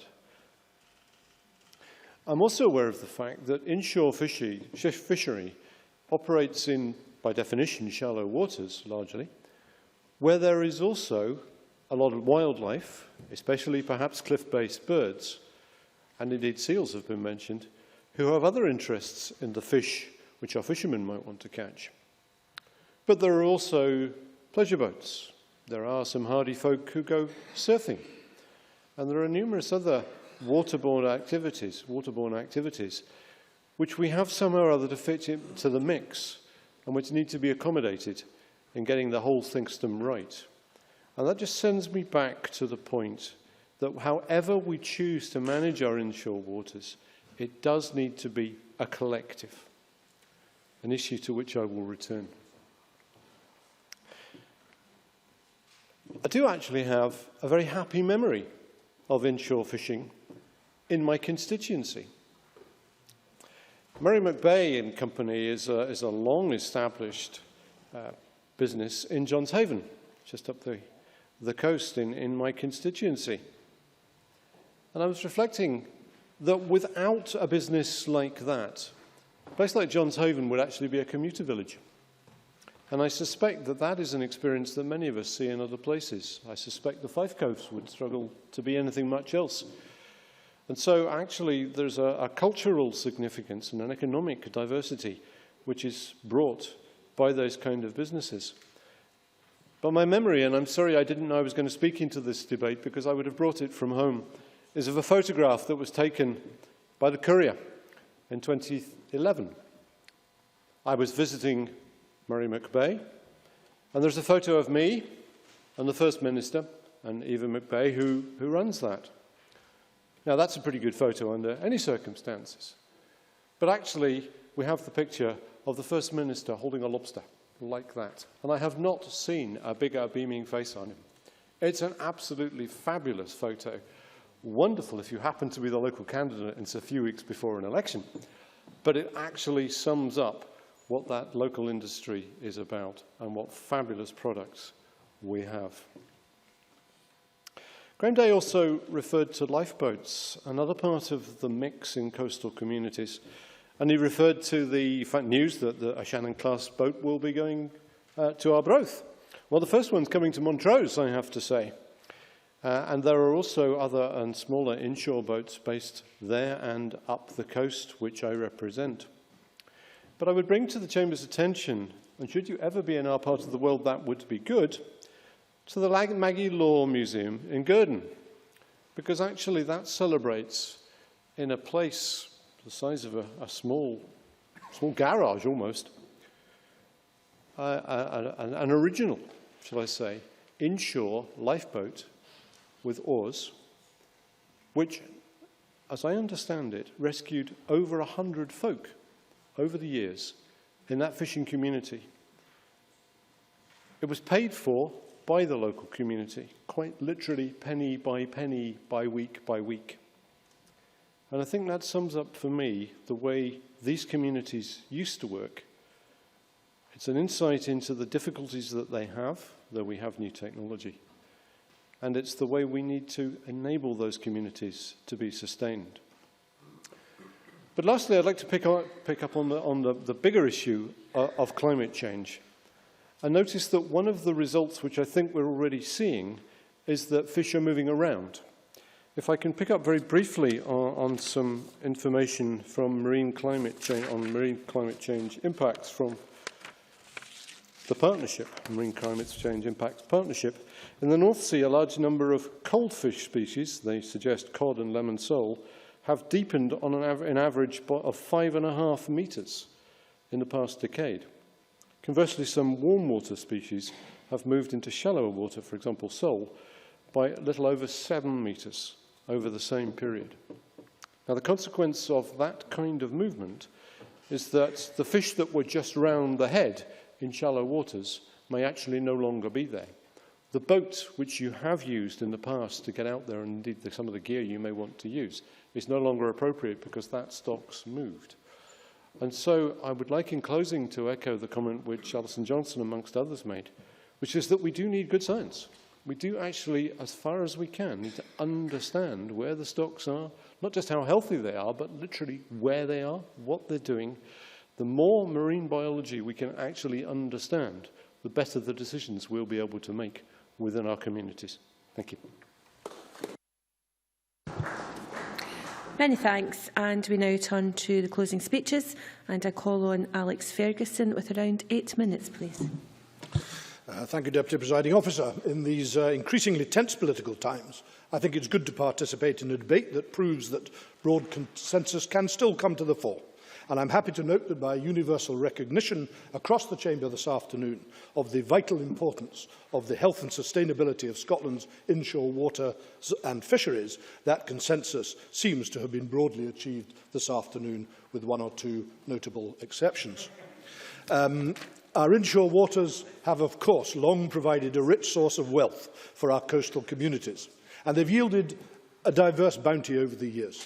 But we have to recognise that over the last 50 or 60 years, the pressures on these waters, brought about largely, I think, by a combination of technological development and political decision-making, have reached the stage where a fresh look at their overall management is essential. So we welcome the broad thrust of the inshore fisheries strategy with its 3 main components as identified in the motion before us today. I particularly welcome the second of those components, which is the commitment to improve engagement with inshore fishermen. And if I may put on a parochial hat for a moment, Presiding Officer, that I may not take off for the rest of my contribution, I want to underline the importance of engaging with static gear fishermen in particular. In previous debates, I've referred to static gear fishermen as being akin to marine crofters. Theirs is not the world of big business or massive investment in new technologies or of quotas and discards. Theirs is more the world of sustainable fishing, environmental enhancement and community benefit. And yet it's they who have probably been most disadvantaged over these last 50 or 60 years, particularly since the decision, as many members have mentioned, since the decision was taken to allow towed fishing gear back into close inshore waters. The relatively stable balance that existed before that decision has been upset, and it is right that we should look at ways of redressing that balance for the benefit of all sectors, of all interests within the sector. And to that end, I was very impressed by both the reception and the subsequent members' debate that Kenny Gibson held that highlighted the Clyde 2020 project, of which the principal aim is to restore the Clyde to good environmental status. And to a greater or lesser degree, I would suggest that both the problems faced by and the main aim of this excellent project pretty well sum up the issues that need to be addressed through the strategy and the further development of inshore fisheries management groups.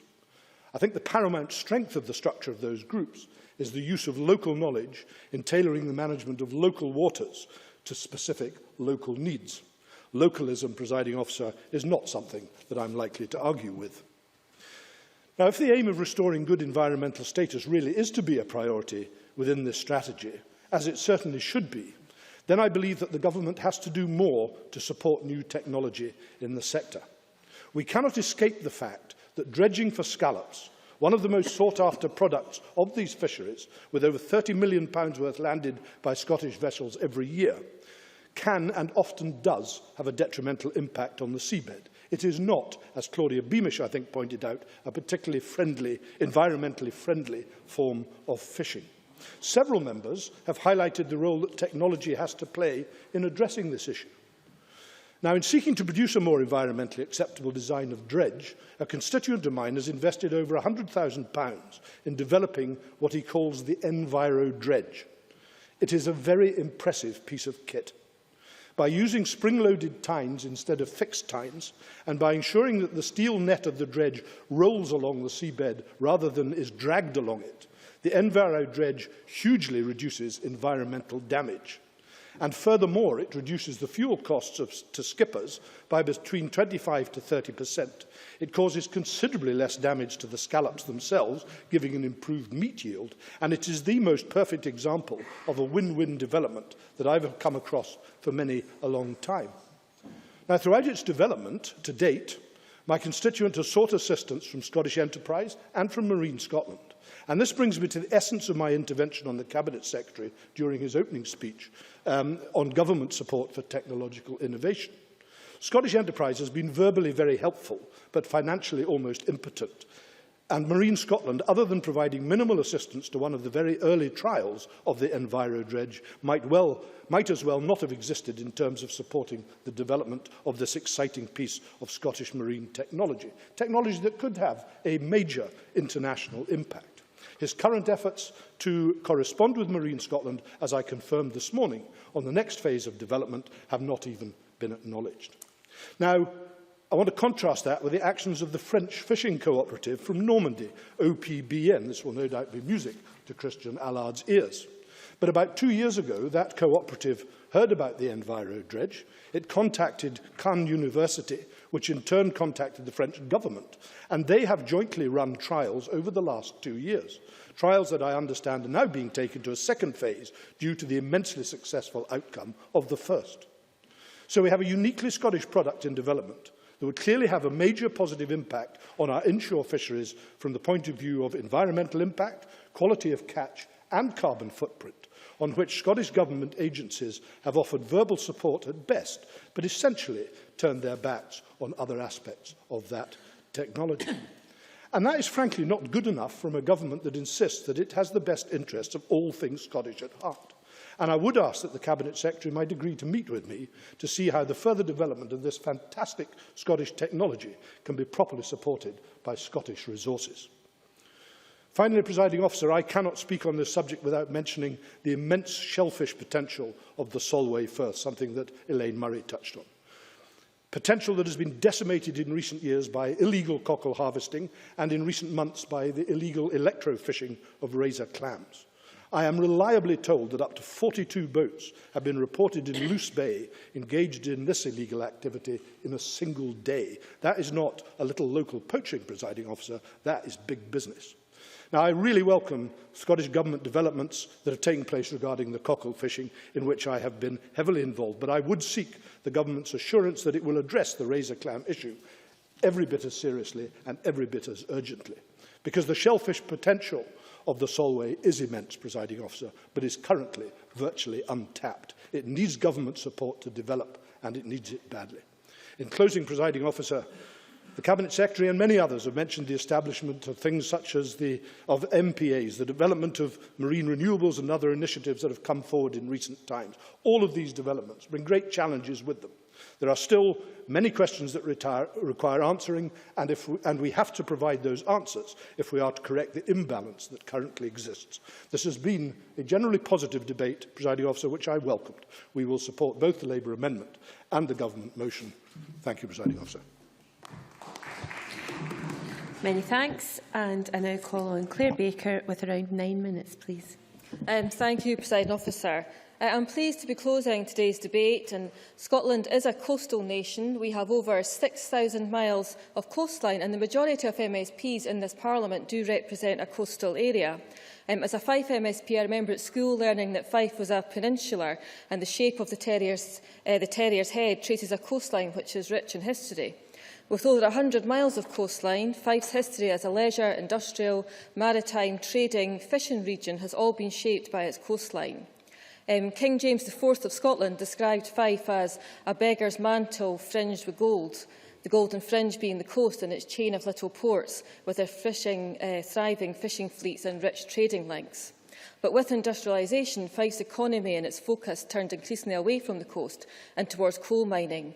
But the coast is now again a vital part of Fife's economy, with the expansion in leisure opportunities, offshore renewables, developments at Rosyth Port, all an example of how we see competing interests and opportunities along our coastline. The motion talks about the cultural contribution, and Fife is lucky to have the Scottish Fisheries Museum in Anstruther, and Rod Campbell gave a fair analysis of the challenges which are facing the inshore sector in the East Neuk. Other more remote communities have inshore fisheries playing a much bigger part in their economy, and much of Scotland's inshore fleet of smaller boats exclusively employs local residents, and this should build in a great incentive to them not to overexploit the resource. The income they generate is retained locally to the benefit of many fragile rural communities. And these fisheries, particularly creeling and diving, can be entirely compatible with other income streams, such as marine tourism, which brings positive diversity to the area's economic opportunities. The importance of inshore fishing to our coastal communities, particularly for employment, is evident, and I was pleased to hear other members talk about the successes in their areas, highlighting Shetland, Eyemouth and Arbroath. And some of Scotland's most vulnerable towns and villages are situated along our coast, and we must work together to deliver a strong and sustainable future. Inshore fishing and its subsequent benefits are vital for so many areas, and members also raised the importance of the onshore sector, the processing sector, and employment that provides for many communities. The inshore sector brings in upwards of 80 million to the Scottish economy, often in export figures. How can we make sure that our local coastal communities see more of these benefits brought from the revenue which has been generated on their doorstep? Inshore fishing can be a volatile industry. This has been highlighted by Jane Baxter, who spoke of the challenges facing the industry in the region that we share, particularly around the East Neuk, and noting the fluctuation in the value of landings. The overall quayside value of sea fish and shellfish decreased by 8% in 2013. And this led Bertie Armstrong to quote about the difficulties this was presenting for the fishing sector. The Scottish Government have announced a funding for a hardship fund and a specific fund that aims to support the creel industry, and I very much welcome this. As the Cabinet Secretary said, we also need to look at how we provide a legacy for the sector and how we support young skippers who are coming in to the sector to recognise opportunities. We should ensure also that the industry can be sustainable, and this can be achieved to the implementation of a strategy that is looking at the longer-term future of the industry, not just financially but also environmentally. And Elaine Murray's description of cockle fishing in the Solway Firth presents how challenging a situation this can be. And when she talked about the experiences and the difficulty there is of enforcement, that's an issue that is raised by the Environment Link briefing in advance of today's debate. How do you enforce any kind of licensing or any restriction service? So we need to establish a long-term vision and plan. Our inshore marine environment is very complex and it is still poorly understood. And when I looked at the notes from the 2013 conference, data collection was a big issue. How can we make sure we have robust data and robust scientific evidence to base our decisions on? What we have to deliver in the short term is clear. We need our marine plan, and we need an ecologically coherent network of well-managed marine protected areas introduced by 2016. And then we need to have a responsive, collaborative management which balances the needs of all the different sectors. Progress in these areas will help address tensions, and I remember when the Minister was early in his post, we had the members' debate on the SSI designation at the Sound of Barra, and that is an example of where you had the community, I think, fearful of the risk to their fishing opportunities and what that designation would mean to them. We can also look, for example, at harbours and the increasing interest there are from the offshore sector in using our harbours, and we need to make sure we have a robust management system there which constructively works with all the different various interests. Rhoda Grant illustrated the need for strengthened local management to ensure conservation, ensuring that inshore fishery groups are representative of the local fishing community, that they are empowered and they are given the tools to enable them to manage and conserve fishing for the good of their local economy. Now, if you look at the environmental reputation of Scotland's fishing sector, Scotland does take a lead on many of the environmental issues. We fish in challenging mixed fisheries, but we have taken measures to improve the health of our seas and deliver a more sustainable fisheries. And you can argue that we've actually taken the lead in Europe on these type of issues. But Scottish Environment Link do raise their concerns over some inshore unsustainable practices, non-target bycatch, seabed habitation damage and overfishing. And they do recognise the measures that have been taken by fishermen to start to address some of this. But they do raise concerns over the high-level management proposals from the IFGs, saying that they're largely focused on conserving target stock species rather than taking a more high-level environmental objective and looking at the wider ecosystem concerns. So we must get the balance right between the opportunities for profitability and sustainability. Long-term profits may look inviting to many fishermen or coastal communities, some of whom are struggling from season to season. However, long-term sustainability, particularly with respect to healthy fishing stocks, can lead to sustained livelihoods that will ensure that sustained revenues that will ensure that livelihoods in communities can not just survive but can thrive going into the future. Now, Scotland has an excellent international reputation for our seafood and it's exported all over the world. And I visited McRae's last week in Livingston, who produce fish and seafood exclusively for the domestic market, with a focus on smoked salmon but also seafood. And in Scotland, we do produce high-quality, sustainable, traceable produce with a focus on consumer confidence. But I was struck at that meeting by the focus on occasion or party food. Seafood and shellfish aren't an everyday meal for us, which is very different from how people eat on the continent.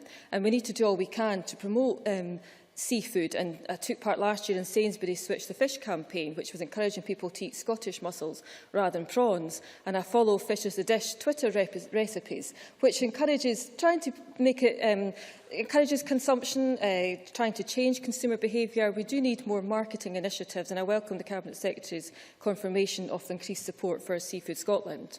So the opportunity is there. We can see the demand across the world for Scottish produce. It is only right that we take advantage of these opportunities, but we need to ensure we sustain a domestic market. We are increasingly seeing the import of tropical prawns and Canadian lobsters. We have quality produce here and we need to do more to promote locally sourced seafood, and Rob Gibson made good points on this subject.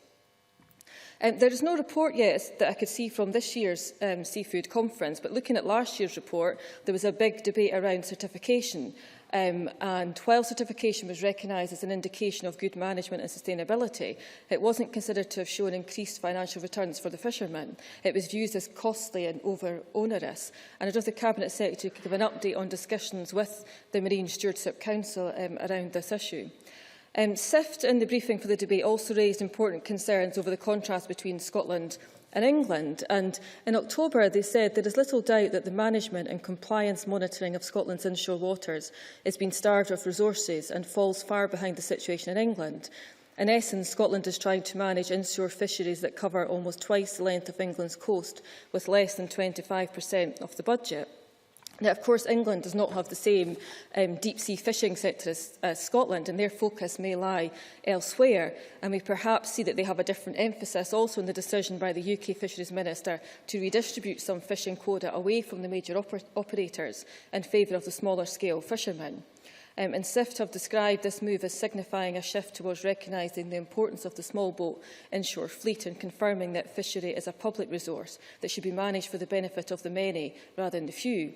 So I think there is a legitimate call to have this principle demonstrated more clearly in Scotland in the management of inshore waters, and we need to be clearer about how we go forward to demonstrate this. In closing, I'd like to support Alison Johnston's comments about the strategy. I also had difficulty finding a strategy beyond the press release that gave some kind of high-level objectives, and I do think there needs to be more detail for the Parliament. So this has been an interesting debate, and I hope the Cabinet Secretary will respond to the comments that have been raised by many members. Many thanks. And I now call on Richard Lockhead to wind up the debate. Cabinet Secretary, you have until just before 5 o'clock. Thank you, Deputy Presiding Officer. And I'll say at the outset I'm happy to take interventions on the basis of having until 5 o'clock. It has been a good debate and there's been much consensus across the whole of the Chamber on the vast majority of issues. And it has been a good use of parliamentary time to devote over 2.5 hours to inshore fisheries in Scotland. We've had some revelations. We heard that Lee MacArthur used to want to be an inshore fisherman, and we should advise him it's not too late to change his career if that's what he wishes to still consider. We're always hoping to attract new entrants I think it was taking an intervention already. William McCarthy. For the record and the avoidance of any doubt, Presiding Officer, I should declare that on my first trip out with my father in his boat, I had to be strapped to the winch to avoid me throwing myself overboard. Such was the level of nausea I was suffering. So, no, I have not sought to follow in my father's footsteps. Thank you. Cabinet Secretary. Well, I repeat, we're always hoping to attract new entrants into the inshore fisheries sector in Scotland, and he would be most welcome. We also learnt, of course, where Stuart Stevenson ate his first scallop and various other fisheries products around Scotland. And we had maybe perhaps more negative contributions, such as from Rhoda Grant, who seemed to attack SNP backbenchers for raising the referendum issue following that subject being raised by the frontbench spokespeople from both the Labour and Conservative parties. But that may be something I may tempt myself to return to later on in my closing remarks. But it is good that we are debating this sector, because our inshore sector lands just under 1/5 in terms of value of fish landed in Scotland. So our inshore fishermen play a significant role in Scotland's successful, sustainable seafood story. And out of over 2,000 vessels operating in Scotland, around 1,500 operate in the inshore sector. So that is a substantial number of our fishing vessels in this country. And of course, it's not just about some of the technical detail we were discussing today. As Dave Thompson and others reminded us, we are speaking about a sector, about a way of life that has helped determine the identity and culture of not just Scotland's coastal communities, but indeed the whole of Scotland. We also use these opportunities, as we should do again today, and as many people have mentioned, to pay tribute to those fishermen over the years who have paid the ultimate price to bring fish to our tables. And, of course, a number of members mentioned safety issues, and we must always have safety issues at the forefront of our minds, not just in terms of promoting safety at sea amongst our fishermen, and that continues to be a big debate within the fishing industry, but also in terms of how other industries operate in our waters. And I think a number of members mentioned the laying of cables for telecommunication purposes, and we have, of course, our rigs and offshore sector and other sectors in our waters. And there are a number of voluntary agreements around our inshore waters to ensure that safety is adhered to in terms of where our other industries operate in relation to the inshore fishing vessels. So that is certainly something we should always keep at the forefront of our minds. And in terms of the topic of bringing food to our table, I do welcome the Labour Party's amendment, and the Government will be supporting Labour Party's amendment, which talks about local food chains and the contribution, of course, of our seafood to the wider debate over food in Scotland. And I can say that, indeed, this time next week, I will be returning from Brussels after being at the Seafood Expo. In fact, I'll just be arriving in Brussels to take part in the Seafood Expo, which, of course, is the annual international event in Brussels to celebrate the European seafood sector. And Scotland's stand has to be seen to be believed. We would all be very, very proud if we see Scotland stand at that exhibition, where much good trade is carried out and the top quality seafood that this country produces can compete with the best in the world.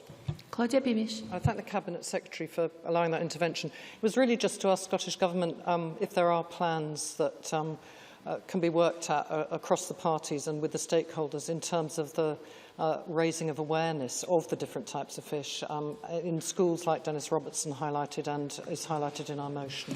Cabinet Secretary. That's a good point. I'm just about to come to that. And of course, it will become an even more pertinent point once the discard bans come into place in Scotland. There's a landing obligation in all the species caught in Scottish waters, and therefore we'll have a challenge of perhaps developing new markets and new infrastructure for dealing with a variety of species perhaps that are not our staple species at the moment. And that is therefore a big challenge. But in terms of celebrating Scotland's seafood sector, it's not just the Expo in Brussels next week, which I'll be attending to support our industry and hosting events on behalf of our country at that big event.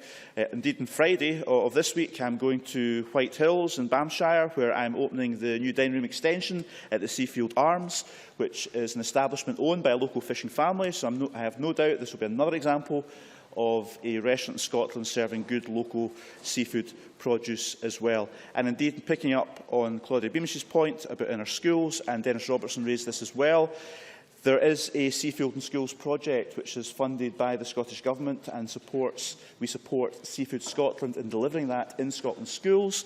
And indeed, I saw a tweet from earlier on today to say that Seafood in Schools is actually visiting Elgin Academy in my own constituency, so it's a pity I can't be there, but that's an active programme to introduce future generations to the health of Scotland's seafood and indeed the importance of the sector to Scotland. Dennis Robertson. Take Dennis, yeah. I thank the Cabinet Secretary. Is the Cabinet Secretary aware of how many opportunities there are for young apprentices going into the industry, both maybe in the fishing boats or processing, or indeed within the restaurant sector? Cabinet Secretary. Yes, there's certainly apprenticeships being developed in the food sector generally in Scotland, and indeed there's a programme underway for the catching sector in Scotland as well, as one way in which to attract new entrants, and I'd be happy to send Dennis Robertson some details on that. So our fish processors play a vital role in Scotland as well. So when we talk about the inshore fisheries sector, we have to talk about the onshore contribution also. And many of our processors rely on the catchment inshore waters. We have processors that have been mentioned in Eyemouth and Orkney and Shetland, and there are many, many others around Scotland's coasts, in particular employing many local people to process the catch from our inshore waters. That is why the Scottish Government has given a further £100,000 to Seafood Scotland for marketing initiatives, and many members were asking about this, to support the marketing of inshore creel-caught produce in particular. And that's part of the £700,000 which the Seafood Partnership has been provided with to put their strategy into practice for promoting new markets and development for seafood generally in Scotland, given we want to have a reputation for having Scottish and sustainable and top quality seafood, not just in our own marketplace here in Scotland, but throughout the rest of the world. In terms of the voice for the inshore sector, I think today is a good illustration that the inshore sector is a big priority for Parliament, but a lot of effort has been put in to give the inshore sector a much bigger voice. Jimmy McGregor. Yes, I thank the Cabinet Secretary for taking the intervention. Would you agree with me that from a tourist point of view, it's very important that the shellfish should be seen to be available to be consumed locally in the Highlands and especially the west coast of Scotland, rather than pushing too much to have it all exported? Cabinet Secretary. I certainly agree with that, and that's why I was delighted at the Highlands and Islands Food Awards last year to present an award to the 9th Wave restaurant in Mull, where the Lammonts catch local seafood and then serve it. And Mrs Lamont is the chef and Mr Lamont is the fisherman who catches the produce, and it's freshly served to people visiting Mull. And that's kind of the food tourism we certainly want to support. But in terms of giving final intervention, yes. Christian Allard. I thank the Cabinet Secretary for this intervention.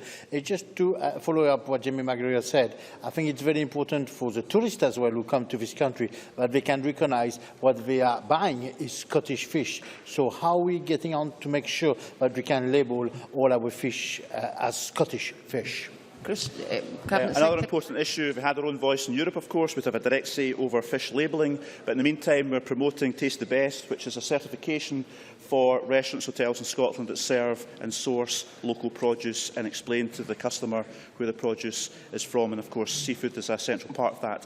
But in terms of listening to the voice of the inshore sector, as we've been doing today, it's very important we do that. I have held those quayside conversations across Scotland last year, where we met many, many fishermen.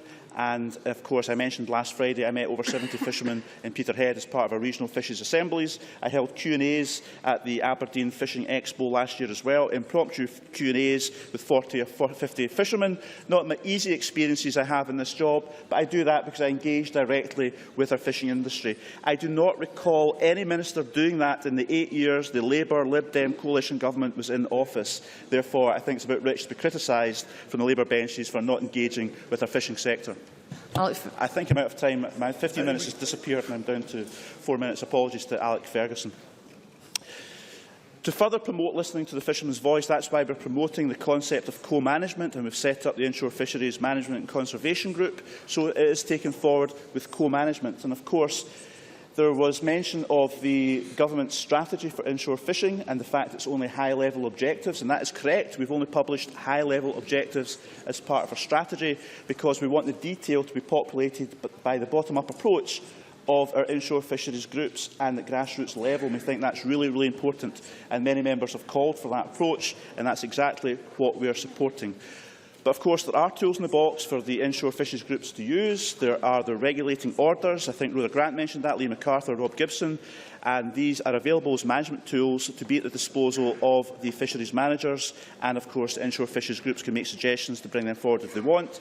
We've seen very successful examples of them being used in Shetland, of course, where the local management group has got an advantage over the rest of Scotland, is a way ahead of the game, and indeed have collected 10 years' worth of data as part of having that local management in place, which is very, very valuable for taking management decisions in the times ahead as well. Apologies, I've taken a number of interventions and I have to proceed with my final comments.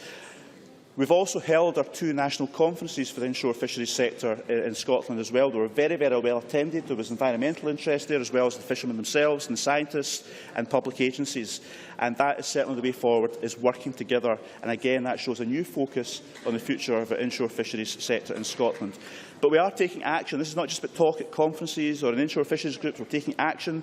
I've mentioned how we've given an extra 1,000 tonnes of mackerel to the inshore sector, which is a substantial increase and will help attract new entrants into that sector as well. We've also set up a task forces on sorting the gear conflict issue and unlicensed fishing activity as well.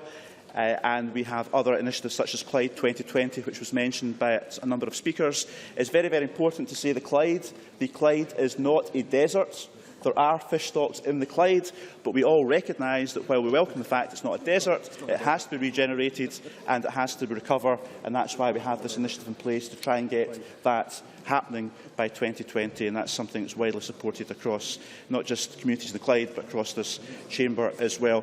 The scallop industry was mentioned by a number of speakers, and I can say that we've had a review and we're going to announce details of the results of that shortly. Finally, a number of people did, of course, mention the referendum, the independence referendum. How can I close with not mentioning that? For Jamie McGregor, a Conservative MSP, to stand up in this chamber and ask an SNP government if we will ever trade away Scotland's historic fishing opportunity takes the biscuit from a Conservative MSP. I'm afraid your time's up, Cabinet Secretary.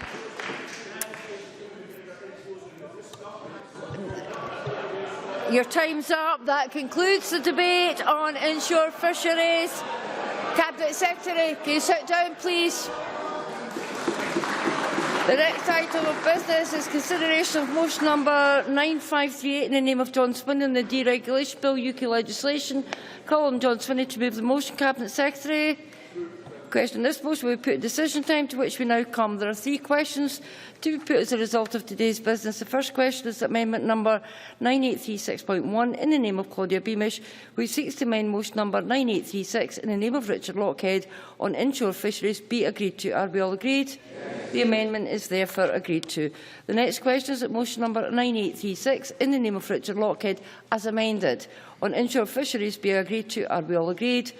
The motion is therefore agreed to. The next question is that motion number 9538 in the name of John Swinney on deregulation bill UK legislation be agreed to.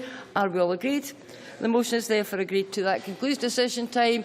We now move to members' business. Members to leave the chamber should do so quickly and quietly.